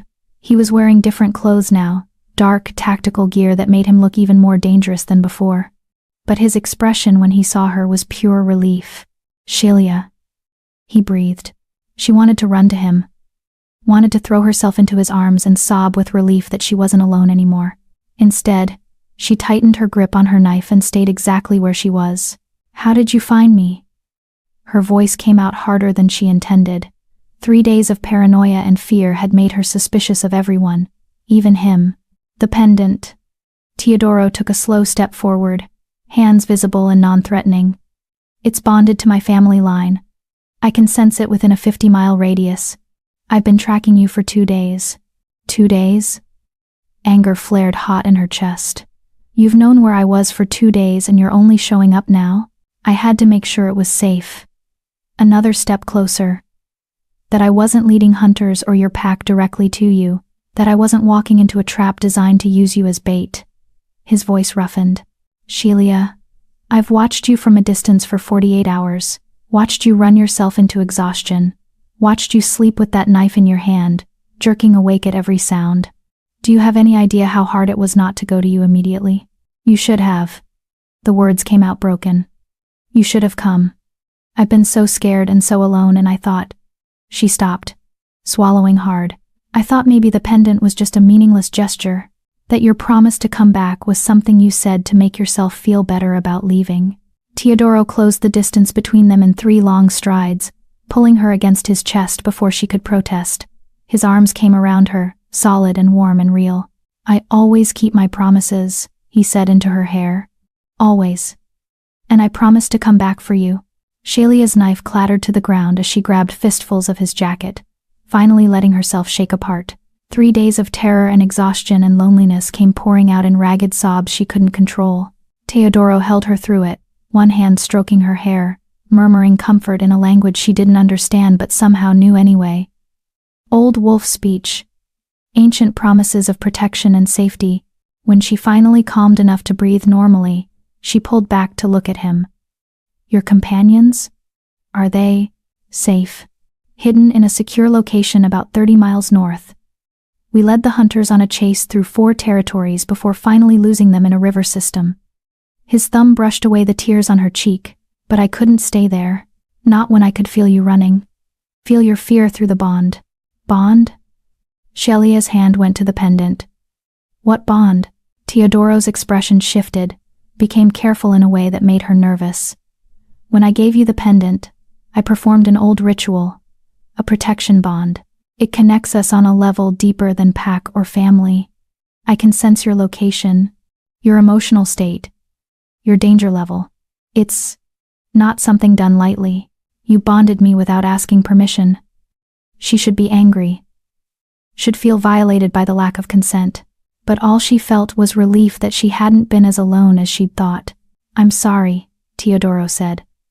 There wasn't time to explain, and I needed to know you'd be safe. If I'd known you'd end up running for your life through the wilderness, I would have...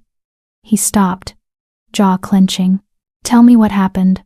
Why are you out here alone? So Shalia told him. About the hunters tracking them back from the cave. About her plan to lead them away. About her mother finding her and demanding the pendant. About the elders wanting to use her as a political pawn. About jumping off a 40-foot ledge to escape her own pack. By the time she finished, Teodoro's eyes were glowing amber with barely controlled rage. They tried to trade you, he said, his voice lethal quiet. Your own pack tried to use you as a bargaining chip. They were scared, making strategic decisions. They were cowards. Teodoro gripped her shoulders. And I'm going to make sure they understand exactly what they've lost by treating you that way. What do you mean? I mean, you're never going back to Nightshade Pack. It wasn't a question. It was a declaration. You're coming with me, officially, under my protection as Alpha King. Shalia's heart stuttered. I can't just abandon my pack. They abandoned you first. His voice softened. Shalia, listen to me. Your sister Joni has been searching for you. She's defied the elders, gone against direct orders, trying to find you and bring you home safely. She loves you. I don't doubt that. But one wolf's love isn't enough to protect you from a pack that sees you as a commodity. Where would I even go? The question came out small, scared. I don't have anywhere else. You have me. Teodoro's hands framed her face, forcing her to meet his eyes. You have my pack, what's left of it. You have every resource and protection the Northern Territories can offer. And more than that. He paused, something vulnerable flickering across his features. You have a place where your skills and knowledge and courage are valued. Where being an Omega doesn't mean being invisible. It was everything she'd ever wanted. Everything she'd dreamed about during long, lonely nights in the servant quarters. And it terrified her. I don't know how to be anything other than what I've always been, Shalia whispered. Then I'll teach you. Teodoro pressed his forehead against hers. The way you taught me that kindness still exists in this brutal world. That someone could save a stranger's life without expecting anything in return. That an Omega's strength can mean the difference between life and death for a king. I'm not strong. I'm just... You jumped off a cliff to escape captivity. You survived 3 days alone in the wilderness, with hunters, and your own pack searching for you. You saved 20 wolves from a blizzard and never once asked for recognition or reward. His voice was fierce. Shalia Stanton, You are the strongest wolf I've ever met. And I'm begging you to let me show you what your life could be like, if you were valued the way you deserve. And if I say yes?" Her voice trembled. "If I go with you, what happens then?" "Then we go north to my secure location. We regroup with my companions. We figure out who betrayed my pack and why. We build a new power base and make sure my enemies understand that the Alpha King isn't dead, he's just getting started." He pulled back enough to meet her eyes. "And through all of it, you're at my side. Not as a servant or a political pawn or a debt to be paid, but as someone I value, someone I trust, He stopped himself, but Shelia heard what he didn't say. "Someone I'm falling for." The realization should have been shocking. They'd known each other for less than a week, had spent maybe 12 hours actually together. This was insane. But when she looked into his amber eyes, she saw the same truth she felt in her own chest. Sometimes recognition was instant. Sometimes souls knew each other before minds caught up. "Okay," Shelia said. "Okay, I'll come with you." She took a shaking breath. "I'll leave Nightshade Pack. I'll go north with you. I'll help you rebuild and fight and whatever else you need. Because you're right, I deserve better than what they've given me. And maybe," she touched his face, feeling brave for the first time in her life, "maybe I deserve someone who sees me the way you do." Teodoro's smile was brilliant, transforming his face from dangerous to beautiful. "We leave at dawn. Tonight we rest. Actually rest. Without fear or running or sleeping with knives in our hands." "Where?" "There's a safe house 2 miles west. One of many I've established throughout the territories. Food, warm beds, security measures. We'll be safe there." Safe. The word felt foreign. Impossible. But when Teodoro took her hand and led her down from the ridge, Shelia felt something close to hope beginning to bloom in her chest. Behind them, in the direction of Nightshade territory, a howl rose into the night sky. Joni's voice, Shelia recognized. Still searching, still trying. "I should let her know I'm okay," Shelia said. "We'll send word tomorrow." Teodoro squeezed her hand. "Tonight let yourself be selfish. Let yourself rest without worrying about everyone else first." They walked through the darkening forest, following paths only Teodoro knew, heading towards safety and warmth and the beginning of something new. Above them, the first stars were appearing in the clear winter sky, and around Shelia's neck, the pendant had started glowing warm again, as if it knew she'd finally made the right choice. Or maybe it was just responding to its master's proximity. Either way, Shelia let herself believe in the warmth. Let herself believe in the promise of protection and value, and something that might someday be more than survival. For the first time in her life, she was choosing her own path, and it led directly toward the wolf who'd looked at her and seen someone worth saving, even if she was still learning to see it in herself. Chapter 8. War Room Confessions. The safe house was built into the side of a mountain, camouflaged so perfectly that Shelia would have walked right past it if Teodoro hadn't shown her the hidden entrance. Inside, it was surprisingly comfortable.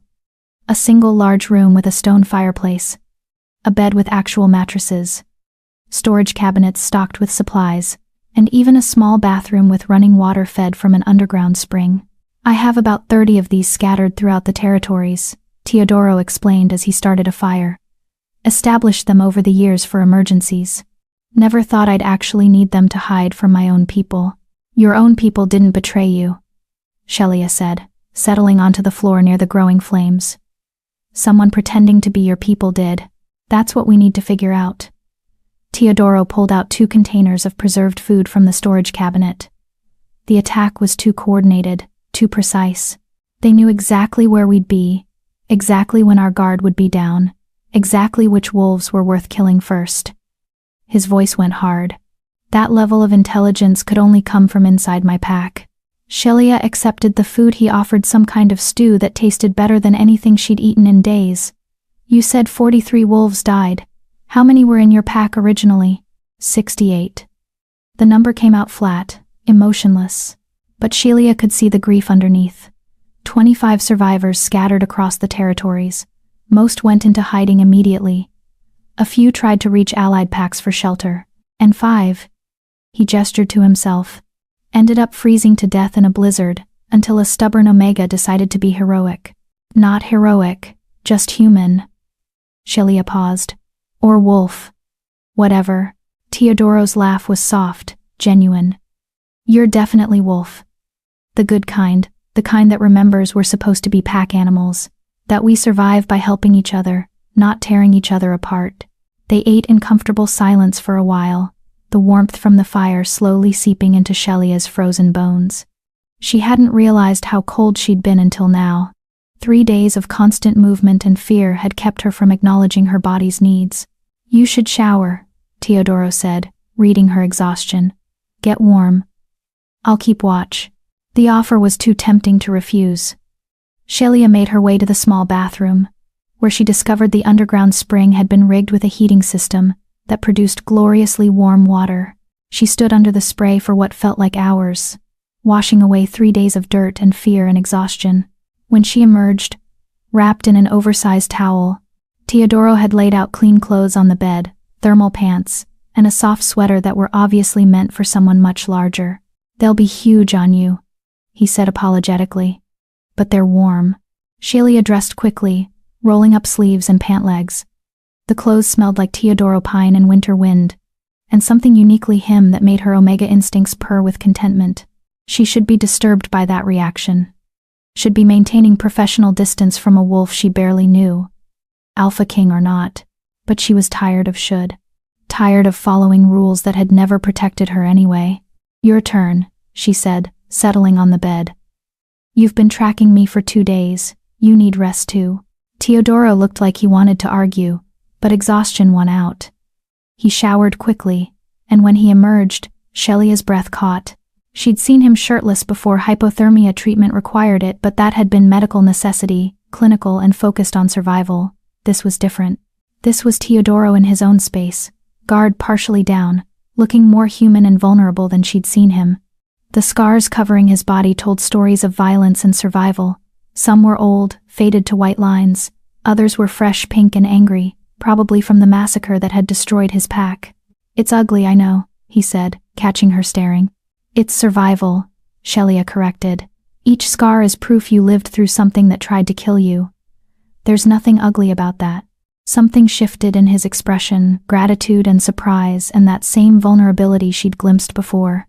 He dressed in similar thermal clothes, then hesitated by the bed. I can sleep on the floor. Give you privacy. Don't be ridiculous. The bed is big enough for both of us. Shelia pulled back the covers, trying to project confidence she didn't entirely feel. Besides, we've already slept pressed together during the hypothermia thing. This is actually less intimate. Teodoro's smile was slow and amused. You're right. Though I was unconscious for most of that, so I didn't get to appreciate it properly. Heat flooded Shelia's cheeks. Just get in the bed before I change my mind and make you sleep in the snow. He laughed, a real, full laugh that transformed his face and made him look years younger. Then he climbed into bed beside her, careful to maintain a respectful distance. They lay in the darkness, listening to the fire crackle and the wind whistle outside. Shelia should have fallen asleep immediately. Her body was screaming for rest. But her mind wouldn't stop racing. Teodoro? She whispered. What happens now? I mean, long term. You can't hide in safe houses forever. You're the Alpha King. Don't you have responsibilities? Territories to manage? Packs that need leadership? Silence. Then, honestly, I don't know. The pack structure I built over 10 years was destroyed in an hour. The alliances I carefully maintained are all suspect now. The wolves who pledged loyalty might have been the ones who betrayed me. He shifted, and she felt him turn toward her in the darkness. For the first time in my life, I have no plan. No strategy.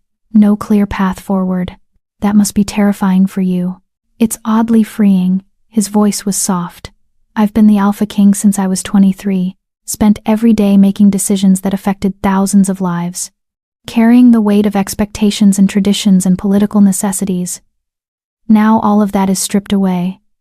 I'm just me. Teodoro, a wolf trying to survive and figure out what comes next. Shelia turned toward him too, though she could barely make out his features in the darkness. And what do you want to come next, if you could choose anything? Justice for my pack. Answers about who betrayed us and why. Safety for the wolves who survived. He paused. And I want to know more about the Omega who saved my life. The one who jumps off cliffs and survives blizzards and looks at a king like he's just a person who needed help. I don't know that much about myself, Shelia admitted. I've spent my whole life being told what I am: weak, disposable, insignificant. I never got the chance to figure out who I am underneath all that conditioning. Then maybe we figure it out together. Teodoro's hand found hers in the darkness, fingers intertwining. Two wolves with no clear path, learning who they are outside the roles they were forced into. It should have been a terrifying prospect. Instead, it felt like possibility. I'd like that, Shelia whispered. They fell silent again, hands linked, breathing evening out. Shelia felt herself drifting toward sleep, finally safe enough to let go. A sharp knock on the door jolted them both upright. Teodoro was moving before Shelia could blink, pulling a knife from somewhere and positioning himself between her and the door. His entire demeanor had shifted from vulnerable companion to lethal predator. Who knows about this location? Shelia breathed. Only 4 wolves. My companions. They shouldn't be here. We agreed to maintain separation until it was safe. His eyes glowed amber in the darkness. Unless something's gone wrong. Another knock. Then a voice. Alpha, it's Annette. I'm alone. We have a problem. Teodoro relaxed slightly but kept the knife. He moved to the door, checking the peephole before opening it just enough to confirm it was actually Annette and she wasn't being coerced. The woman who'd helped Shelia in the cave stumbled inside, looking exhausted and terrified. Blood stained her jacket. They found us, Annette gasped. The hunters. They hit the safe house 2 hours ago. We barely got out alive. The others? Teodoro demanded. Safe. We split up, different directions. But Alpha. Annette's eyes found Shelia, widened with recognition, then returned to Teodoro. They're not just hunting you anymore. They're specifically hunting her. The Omega. They're offering $100,000 now, dead or alive. The temperature in the room dropped 10 degrees. Why? Shelia heard herself ask. I'm nobody. Why would hunters care about me? Annette pulled out a folded paper from her jacket, a wanted poster. She spread it on the table, and Shelia's face stared back at her from a grainy photograph someone must have taken during the cave rescue. But it was the text below that made her blood run cold. Wanted, Shelia Stanton Omega, of Nightshade Pack Reward, $100,000 crime. Harboring the Alpha King, enemy of the Council. What council? Shelia whispered. Teodoro's jaw was clenched so tight she could hear his teeth grinding. The Northern Territories Council. 6 Alpha leaders who've been trying to consolidate power for years. I've been blocking their attempts to centralize control, maintain pack autonomy. He looked at Annette. They're behind this. The massacre wasn't about eliminating my pack, it was about eliminating me. And now they know the Alpha King is alive because an Omega saved him, Annette said. Which makes her a threat. Evidence that someone helped you survive. A witness to the attack. And, she hesitated, glancing between them, potentially a mate bond. If the rumors are true. There's no mate bond, Teodoro said quickly, too quickly. But Shelia felt the lie in her chest. Felt the way the pendant around her neck had been glowing warmer every hour she spent with him. Felt the recognition that had struck her the moment she'd looked into his eyes. The bond doesn't matter right now, Annette said. What matters is that 6 alphas who want you dead now want her dead too. And they've got the resources to make it happen. Teodoro turned to Shelia, his expression fierce. Then we make sure it doesn't happen. We go on the offensive. Find out which council members betrayed me, expose them, and take back control of the territories. How? Shelia asked. You have 4 companions and a wanted Omega. They have 6 packs, unlimited resources, and every hunter in the region on their payroll. We have something they don't. Teodoro's smile was sharp and dangerous. We have the moral high ground. We have the truth, and we have an Omega who's smarter than every alpha I've ever met. He looked at Annette. Contact the others. New rally point. He rattled off coordinates. 48 hours. Tell them to bring every piece of evidence they can find about the council's activities.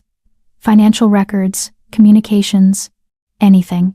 You're building a case, Shelia realized. to present to the other packs, to prove the council is corrupt. I'm building a revolution, Teodoro corrected. And you're going to help me lead it. It was insane, impossible, a suicide mission. But as Sheila looked at the wanted poster with her face on it, she realized she didn't have a choice anymore. They'd made her an enemy. They'd put a price on her head, so she might as well earn it. Okay, she said. Let's burn their world down. Teodoro's smile was brilliant and terrifying. And somewhere in the back of Sheila's mind, a small voice whispered that this was what she'd been preparing for her entire life. All those years of studying alone, learning survival and strategy and how to be invisible. She'd thought it was about enduring.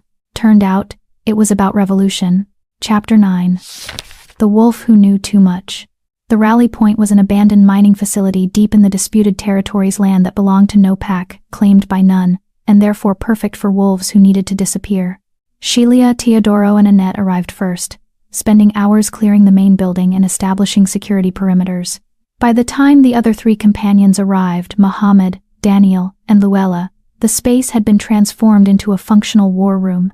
You look different, Luella said, studying Sheila with sharp eyes. The older woman was a healer.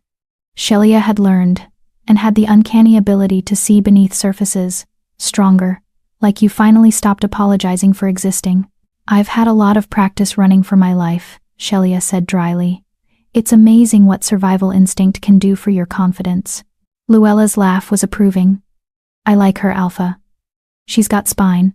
She's got more than spine, Teodoro said, spreading maps across the makeshift table they'd constructed from old equipment. She's got strategy.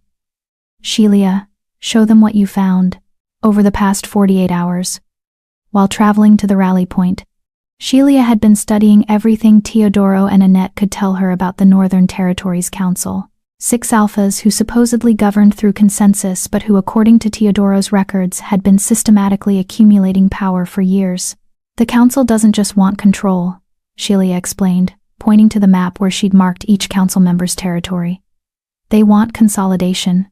Look at the pattern. Every pack that's been integrated into council authority over the past 5 years has been strategically located. They're building a corridor of unified territory that cuts through the mountains to the coast. Trade route, Mohammed said, understanding dawning. They're trying to control commerce. Not just commerce, migration routes, hunting grounds, everything. Sheila pulled out another document, financial records Annette had managed to salvage before fleeing, and they're using pack resources to fund private ventures, construction projects that benefit council members personally, mining operations that destroy traditional hunting grounds. They've been systematically dismantling pack autonomy and replacing it with corporate structure. Silence. Then Daniel whistled low. That's not just corrupt. That's treason against wolf culture itself. Which is why they needed Teodoro dead, Annette added. He was the only alpha with enough authority to challenge them. The only one who could call for an investigation and actually be heard. So they manufactured a hunter attack, Sheila continued. Made it look like human aggression instead of wolf politics. Eliminated the threat while maintaining plausible deniability. Except they failed, Teodoro said quietly. Because an Omega decided to be heroic in a snowstorm. All eyes turned to Sheila. She felt the weight of their attention, these wolves who'd lost everything, who were looking to her to help them understand what came next. The council made a mistake, Sheila said, trying to sound more confident than she felt. They assumed killing the Alpha King would create a power vacuum they could fill. But what they actually did was create a martyr.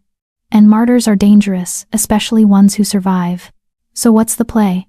Luella asked. We can't exactly walk into council headquarters and accuse them of murder.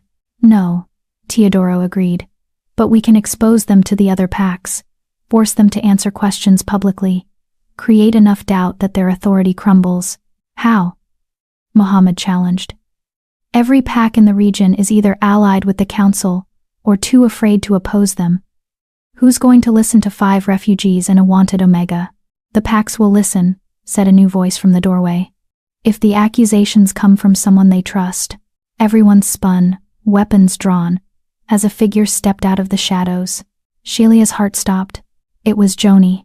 Her sister looked terrible, thinner than Sheila remembered, with dark circles under her eyes and clothes that suggested days of hard travel. But her alpha presence was strong, her spine straight. "How did you find us?" Teodoro demanded, positioning himself between Joni and Shelia. "I followed Shelia's scent from the safe house 2 days ago. Then I tracked Annette here." Joni's eyes found Shelia's, filled with desperate relief. "Little sister. Thank the moon. I've been searching for you for a week." "Joni, what are you doing here?" Shelia's voice came out shakier than she intended. "How did you even—" "I left the pack." The words dropped like stones. "After Mother told the elders where you were hiding, after they tried to use you as a bargaining chip, I couldn't stay. I challenged Mother's authority, denounced the elders' decision, and walked away." "You left Nightshade Pack?" Shelia could barely comprehend it. "But you're the golden child. The future beta. You had everything." "I had nothing that mattered," Joni interrupted. "Not if it meant betraying my sister. Not if it meant being part of a pack that treats Omegas like commodities." She took a cautious step forward. "Shelia, I'm so sorry. For years of blindness. For letting them hurt you. For not standing up for you when it mattered. Why now?" The question came out harsh, defensive. "Why suddenly care after 21 years? Because I watched you save 15 wolves who treated you like garbage," Joni said simply. "Because I saw you jump off a cliff rather than be captured. Because somewhere along the way, my little sister became the bravest person I've ever met, and I was too proud and stupid to see it." The words cracked something open in Shelia's chest, years of hurt and longing for her sister's approval, finally acknowledged. "That's very touching," Annette said, her voice hard, "but it doesn't explain why we should trust you. For all we know, you led Nightshade Pack right to us. I came alone. I made sure of it." Joni pulled out a backpack, tossing it onto the table. "And I brought something that might help your case against the council." Teodoro opened the pack carefully, pulling out files and documents. His eyes widened as he read. "Where did you get these?" "Elder Underwood's private office. Before I left, I broke in and copied everything I could find." Joni's smile was sharp. "Turns out our dear elder has been taking payments from the council for years, in exchange for information about border activities, strategic locations." And she looked at Shelia. "Detailed reports about a certain Omega who spent her free time mapping territories and establishing supply caches." Ice flooded Shelia's veins. "They knew. The council knew about my hideouts before the attack. They've been watching you for months," Joni confirmed. "Ever since Elder Underwood reported that an Omega was exhibiting unusual intelligence and strategic thinking. The council wanted to know if you were a potential asset or threat. And when I saved the Alpha King, I became a threat," Shelia finished. "You became the witness who could expose their entire operation," Joni corrected. "The proof that the Alpha King didn't die in a random hunter attack, but survived because of preparation and intelligence. If you testified about what you saw, about the tracking dart, about the coordinated nature of the attack, it would destroy their narrative." Teodoro was still reading through the documents, his expression growing darker with each page. "This is everything. Communication records, financial transfers, instructions to insert the tracker into Muhammad during the initial attack." He looked up, and his eyes were burning with controlled rage. "This is enough to bring formal charges against the council, to demand an inquiry from the Greater Territories Alliance. The Alliance hasn't intervened in northern politics in 50 years, Muhammad protested. "They won't care about internal power struggles. They'll care about genocide disguised as human aggression," Teodoro interrupted. "They'll care about corruption that threatens the entire wolf governance structure. And they'll care because an Alpha King is demanding it." He turned to Joni. "Why help us? What do you get out of this?" "I get to do the right thing for once in my privileged life," Joni said. "And maybe if my sister will allow it, I get a chance to be the family I should have been all along." Shelia looked at her sister, saw the genuine regret and determination in her eyes, saw the way she'd risked everything to make amends. "You can't go back," Shelia said quietly. "Once you help us, Nightshade Pack will disown you completely. Mother will never forgive you. You'll be a rogue or worse, a traitor. I know. You'll lose everything you've worked for. Everything you were supposed to become. I know that too." Joni's smile was sad but certain. "But I'll gain something more important.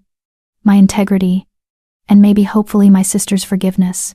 Shelia wanted to be cautious, wanted to protect herself from more disappointment and betrayal, but she was tired of walls, tired of letting past hurt determine future possibilities. Okay, she said. You can help. You can stay. Joni's expression crumpled with relief. She looked like she wanted to hug Shelia but wasn't sure if she was allowed. Shelia made the decision for her, crossing the space and pulling her sister into an embrace that was awkward and uncertain but real. Thank you, Joni whispered. I won't let you down again. I swear it. You'd better not, Shelia said, pulling back. Because I'm done being the forgiving Omega who accepts scraps of affection. You want to be my sister? Then be my sister. All the way. No more conditional love. Deal. Joni's smile was watery but genuine. This is all very emotional, Luella said dryly, but we still have 6 corrupt alphas trying to kill us. Can we focus on strategy now? Teodoro laughed, the sound releasing some of the tension in the room. Right. Strategy. He spread the documents out, organizing them into categories. We have evidence. We have witnesses. What we need now is a platform. A way to present this information publicly where the council can't suppress it. The winter gathering, Joni said immediately. It's in 3 weeks. Every pack in the Northern Territories sends representatives. The council will be there because they're hosting it. That's their home territory, Annette protested. We'd be walking into a trap, or we'd be forcing them to answer charges in front of hundreds of witnesses, Teodoro countered. The gathering is sacred ground. They can't violate hospitality laws without losing all credibility. They already violated every other law, Mohammed pointed out. What makes you think they'll honor hospitality? Because the other packs will be watching, Shelia said, understanding dawning. The council's power comes from the appearance of legitimacy. If they attack us during the gathering, they expose themselves as tyrants. But if they let us speak, we expose them as corrupt. Either way, they lose. It's still incredibly dangerous, Luella said. We'll be outnumbered 20-1. Then we make sure we're not alone, Teodoro said. He looked at each of them in turn. We spend the next 3 weeks building alliances, reaching out to packs who've been hurt by council policies, gathering more witnesses, creating a coalition that can't be ignored or silenced.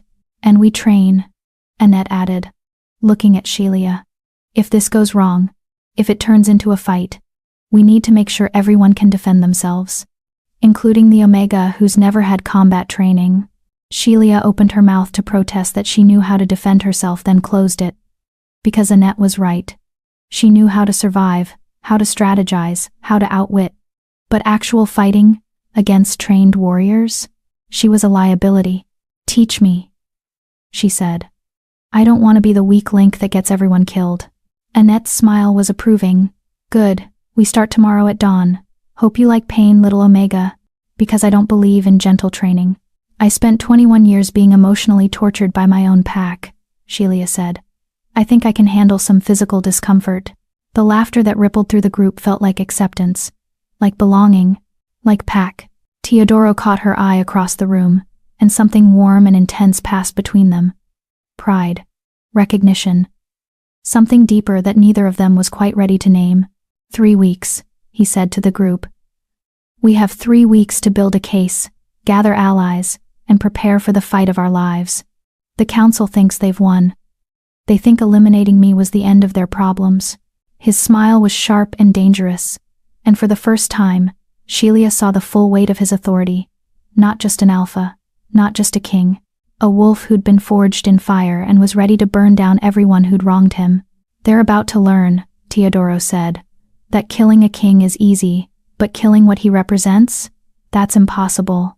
And as the group began planning strategies forming, alliances being sketched, training schedules being arranged, Shelia felt something she'd never felt before. Purpose. Not just survival, not just getting through another day, but actual purpose, a reason to fight that was bigger than herself. The council had tried to make her a victim. Instead, they'd created a revolutionary, and in 3 weeks, they were going to regret it. Chapter 10. Justice at the Winter Gathering. 3 weeks passed in a blur of training, planning, and alliance building. Shelia's body bore the evidence of Annette's brutal training regimen, bruises layering on bruises, muscles she didn't know she had screaming in protest every morning. But she could fight now, not like an alpha warrior, but like someone who refused to go down easy, someone who'd make her enemies pay for every inch they took. More importantly, she'd learned to use her omega status as a weapon. While alphas relied on brute force and dominance, Shelia had learned to be unpredictable, to seem weak, and then strike from unexpected angles, to use an opponent's assumptions against them. You're never going to overpower an alpha in direct combat, Annette had told her during one particularly brutal sparring session. So stop trying, be water, flow around their strength, find the gaps in their defense, and exploit them ruthlessly. Now, standing at the entrance to the winter gathering grounds, Shelia felt that training settle into her bones. She wore simple clothes, dark pants, a fitted jacket, and Teodoro's pendant visible against her chest, a statement of protection and defiance. Behind her, Teodoro and his 5 companions were dressed formally, bearing the symbols of their destroyed pack with pride. Beside her, Joni stood tall in clothes that bore no pack insignia, a rogue by choice, loyal to sister over tradition. And surrounding them, spread throughout the gathered crowd, were the allies they'd spent 3 weeks cultivating. 23 wolves from 7 different packs who'd been hurt by council policies, who'd lost territory, resources, or family members to the council's consolidation of power, who were ready to stand witness when the time came. The council is watching, Teodoro murmured, his hand finding Shelia's. I can feel their eyes on us. Good, Shelia said. Let them watch. Let them see we're not afraid.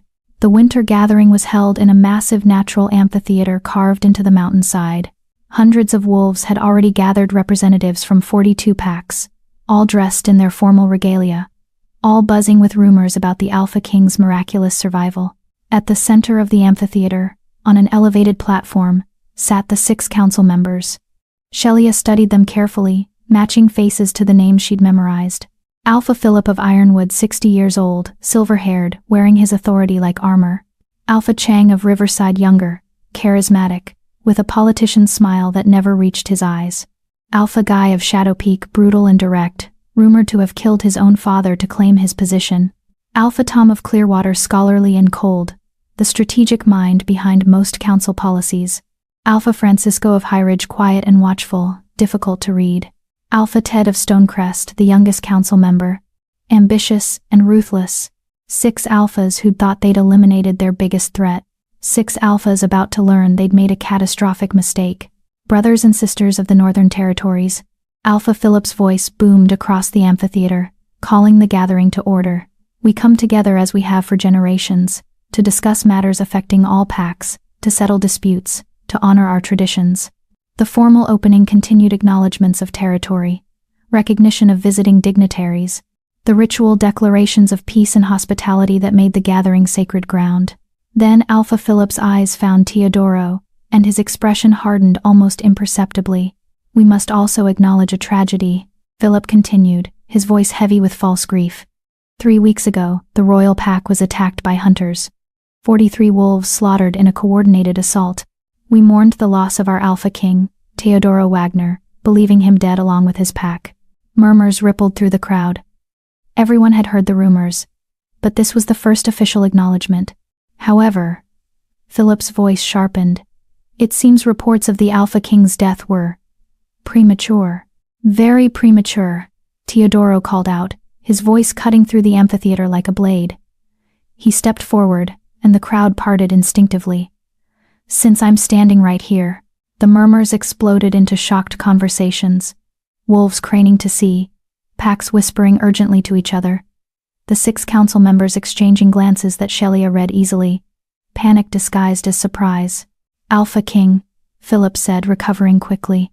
We're overjoyed to see you alive. Please come forward. Tell us how you survived such a devastating attack. It was a trap, Shelia realized. They wanted Teodoro to speak first, to control the narrative, to frame his survival as luck rather than evidence of conspiracy. She squeezed Teodoro's hand, a silent message. He glanced at her, understanding, and nodded slightly.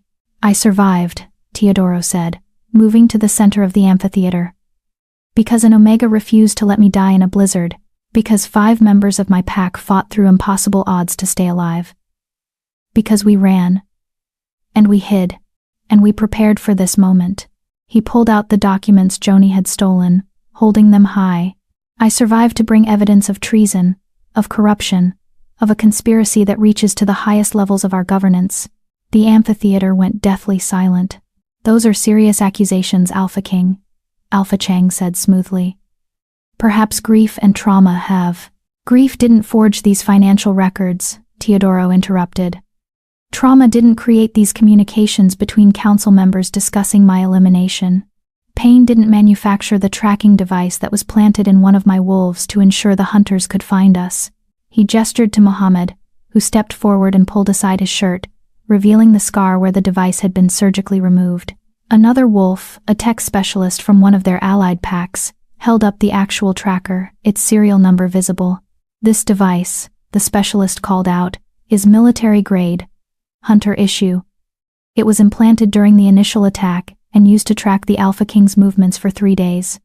The hunters who attacked weren't acting alone, they were being coordinated by someone with detailed knowledge of the Royal Pack's movements and routines. More murmurs. Louder now. Several Alpha representatives were standing, demanding to see the evidence. These accusations are outrageous, Alpha Guy snarled, his control slipping. You dare accuse the council? I dare accuse traitors who wore the face of leadership while selling out their own people. Teodoro shot back. His alpha aura exploded outward, reminding everyone exactly why he was king. The sheer power rolling off him made wolves instinctively submit, heads bowing, eyes averting. All except the 6 council members, who held their ground through sheer force of will. And Shelia, who stood tall beside him, her Omega presence somehow grounding his power rather than being crushed by it. Show them, Teodoro said quietly. Annette and Daniel moved through the crowd, distributing copies of the evidence to pack representatives, financial records showing embezzlement, communications detailing the planned attack, testimony from the tech specialist about the tracker, witness statements from survivors of the massacre, and then the piece de resistance. Joni stepped forward. My name is Joni Rose, formerly of Nightshade Pack, she announced, her voice carrying despite her nervousness. I was the daughter of a beta, destined for leadership. I gave that up because I couldn't stand by while my pack collaborated with the council's corruption. She pulled out Elder Underwood's documents, the ones she'd stolen before leaving. These files prove that Nightshade Pack's elder was taking payments from the council in exchange for information, including detailed reports about an Omega named Shelia Stanton, who had been mapping territories and establishing supply caches throughout the region. The council wanted to know if she was an asset or a threat. When she saved the Alpha King's life, they decided she was a threat that needed to be eliminated. All eyes turned to Shelia. This was the moment she'd been dreading. Standing in front of hundreds of wolves, being seen in a way she'd spent her whole life trying to avoid. But she thought about everything that had brought her here. The years of invisibility, the abuse and dismissal. The night she'd saved 20 wolves from a blizzard without expecting anything in return. The moment she'd chosen to jump off a cliff rather than be captured. She'd spent her whole life being afraid. She was done with that. Shelia stepped forward, moving to stand beside Teodoro. His hand found hers immediately, and she drew strength from the contact. My name is Shelia Stanton, she said, and her voice was steady. I am an Omega. According to every rule and tradition, I should be invisible, insignificant. But I saved the Alpha King's life. I survived 3 days alone in the wilderness, while being hunted by professionals, and I helped expose a conspiracy that threatens every wolf in these territories. She looked directly at the council members. You tried to eliminate me because I was a witness. Because I proved that Omegas aren't disposable. Because I didn't fit your narrative about who deserves power and voice. Her smile was sharp. You should have tried harder. The amphitheater erupted. Pack representatives shouting questions. Alphas demanding answers from the council. Wolves who'd been hurt by council policies standing and adding their own testimonies to the growing pile of evidence. The 6 council members were surrounded by fury and accusation, their careful facade crumbling. This is a conspiracy. Alpha Philip roared, trying to regain control. A carefully orchestrated attack on legitimate governance by a disgraced king and his Omega accomplice. Then you won't mind submitting to a formal inquiry, came a new voice from the back of the amphitheater. Everyone turned. An old wolf stood there, ancient and powerful, bearing the marks of the Greater Territories Alliance. Behind him were 12 more Alliance representatives, all wearing expressions of grim determination. The Alliance has been monitoring Northern Territories politics for some time, the old wolf continued, moving through the crowd with slow dignity. Concerned about reports of consolidation and corruption, when we received word that the Alpha King was bringing evidence to the winter gathering, we decided to attend personally. He stopped before the council platform, looking up at the 6 alphas with eyes that had seen centuries of wolf politics. You will submit to a formal investigation. You will answer these charges. You will open your records to Alliance auditors. And if any of you are found guilty of treason, genocide, or corruption, his voice went cold, you will be stripped of your positions and exiled from Wolf Society permanently. Alpha Philip's face went ashen. We have rights. You have responsibilities, the old wolf interrupted. Responsibilities you've betrayed. The investigation begins immediately. He turned to Teodoro. Alpha King, on behalf of the Greater Territories Alliance, I apologize for not acting sooner. Your evidence is compelling. Your testimony will be heard, and justice will be served. The amphitheater erupted again, but this time with cheers. With vindication. With the collective relief of wolves who'd been suffering under corrupt leadership and finally saw a path to change. Shelia felt Teodoro's hand tighten around hers. Felt the tension drain from his body as years of planning and hoping and fighting finally paid off. We did it, she whispered. You did it, Teodoro corrected. None of this happens without you. The evidence I could have gathered myself. But the courage to present it? The alliances we built? The testimony that gave voice to the powerless? He turned to face her fully. That was all you, Shelia. Before she could respond, wolves were surrounding them, pack representatives wanting to shake Teodoro's hand, to pledge support, to offer condolences for his lost pack members.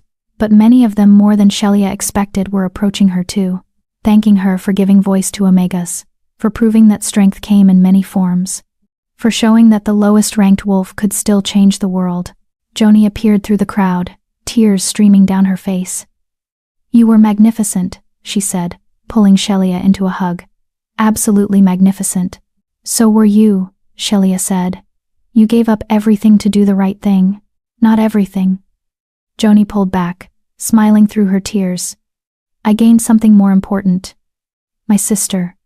My integrity. My self-respect. The winter gathering continued late into the night, the formal investigation beginning immediately. Council members being escorted to Alliance custody. Packs realigning alliances and discussing the future of Northern Territories governance. Through it all, Shelia and Teodoro remained at the center, answering questions, providing testimony, accepting the gratitude and support of wolves who'd been waiting for someone to stand up to corruption. It was exhausting and exhilarating and terrifying all at once. Finally, as dawn approached, they managed to slip away to a quiet corner of the grounds. Just the 2 of them, watching the sun rise over the mountains that had nearly killed them weeks ago. What happens now? Shelia asked. The council will be investigated, probably exiled. But what about you? What about the Northern Territories? The Alliance will oversee governance until new leadership can be established. Teodoro said. They've asked me to help with the transition, to consider reforming the council system entirely, making it more representative, with checks on power, with protection for all wolves regardless of rank. That's a lot of work. It is, he turned to face her, which is why I'm hoping you'll help me with it. Shelia's breath caught. Me? You. The Omega who exposed corruption, who proved that intelligence and courage matter more than rank, who saved my life, and then saved my legacy. His hands came up to frame her face. Shelia, in 3 weeks, you've completely changed how I think about leadership, about power, about what makes someone worthy of authority. I don't want to rebuild these territories without you. I don't know anything about pack governance. You know everything that matters. You know how it feels to be overlooked, to be dismissed, to have your worth determined by something you can't control. His thumbs brushed across her cheekbones. You can make sure we build something better, something where every wolf omega beta alpha has value and voice. That's a lot of responsibility for someone who spent most of her life trying to be invisible. Then it's a good thing you're not trying to be invisible anymore.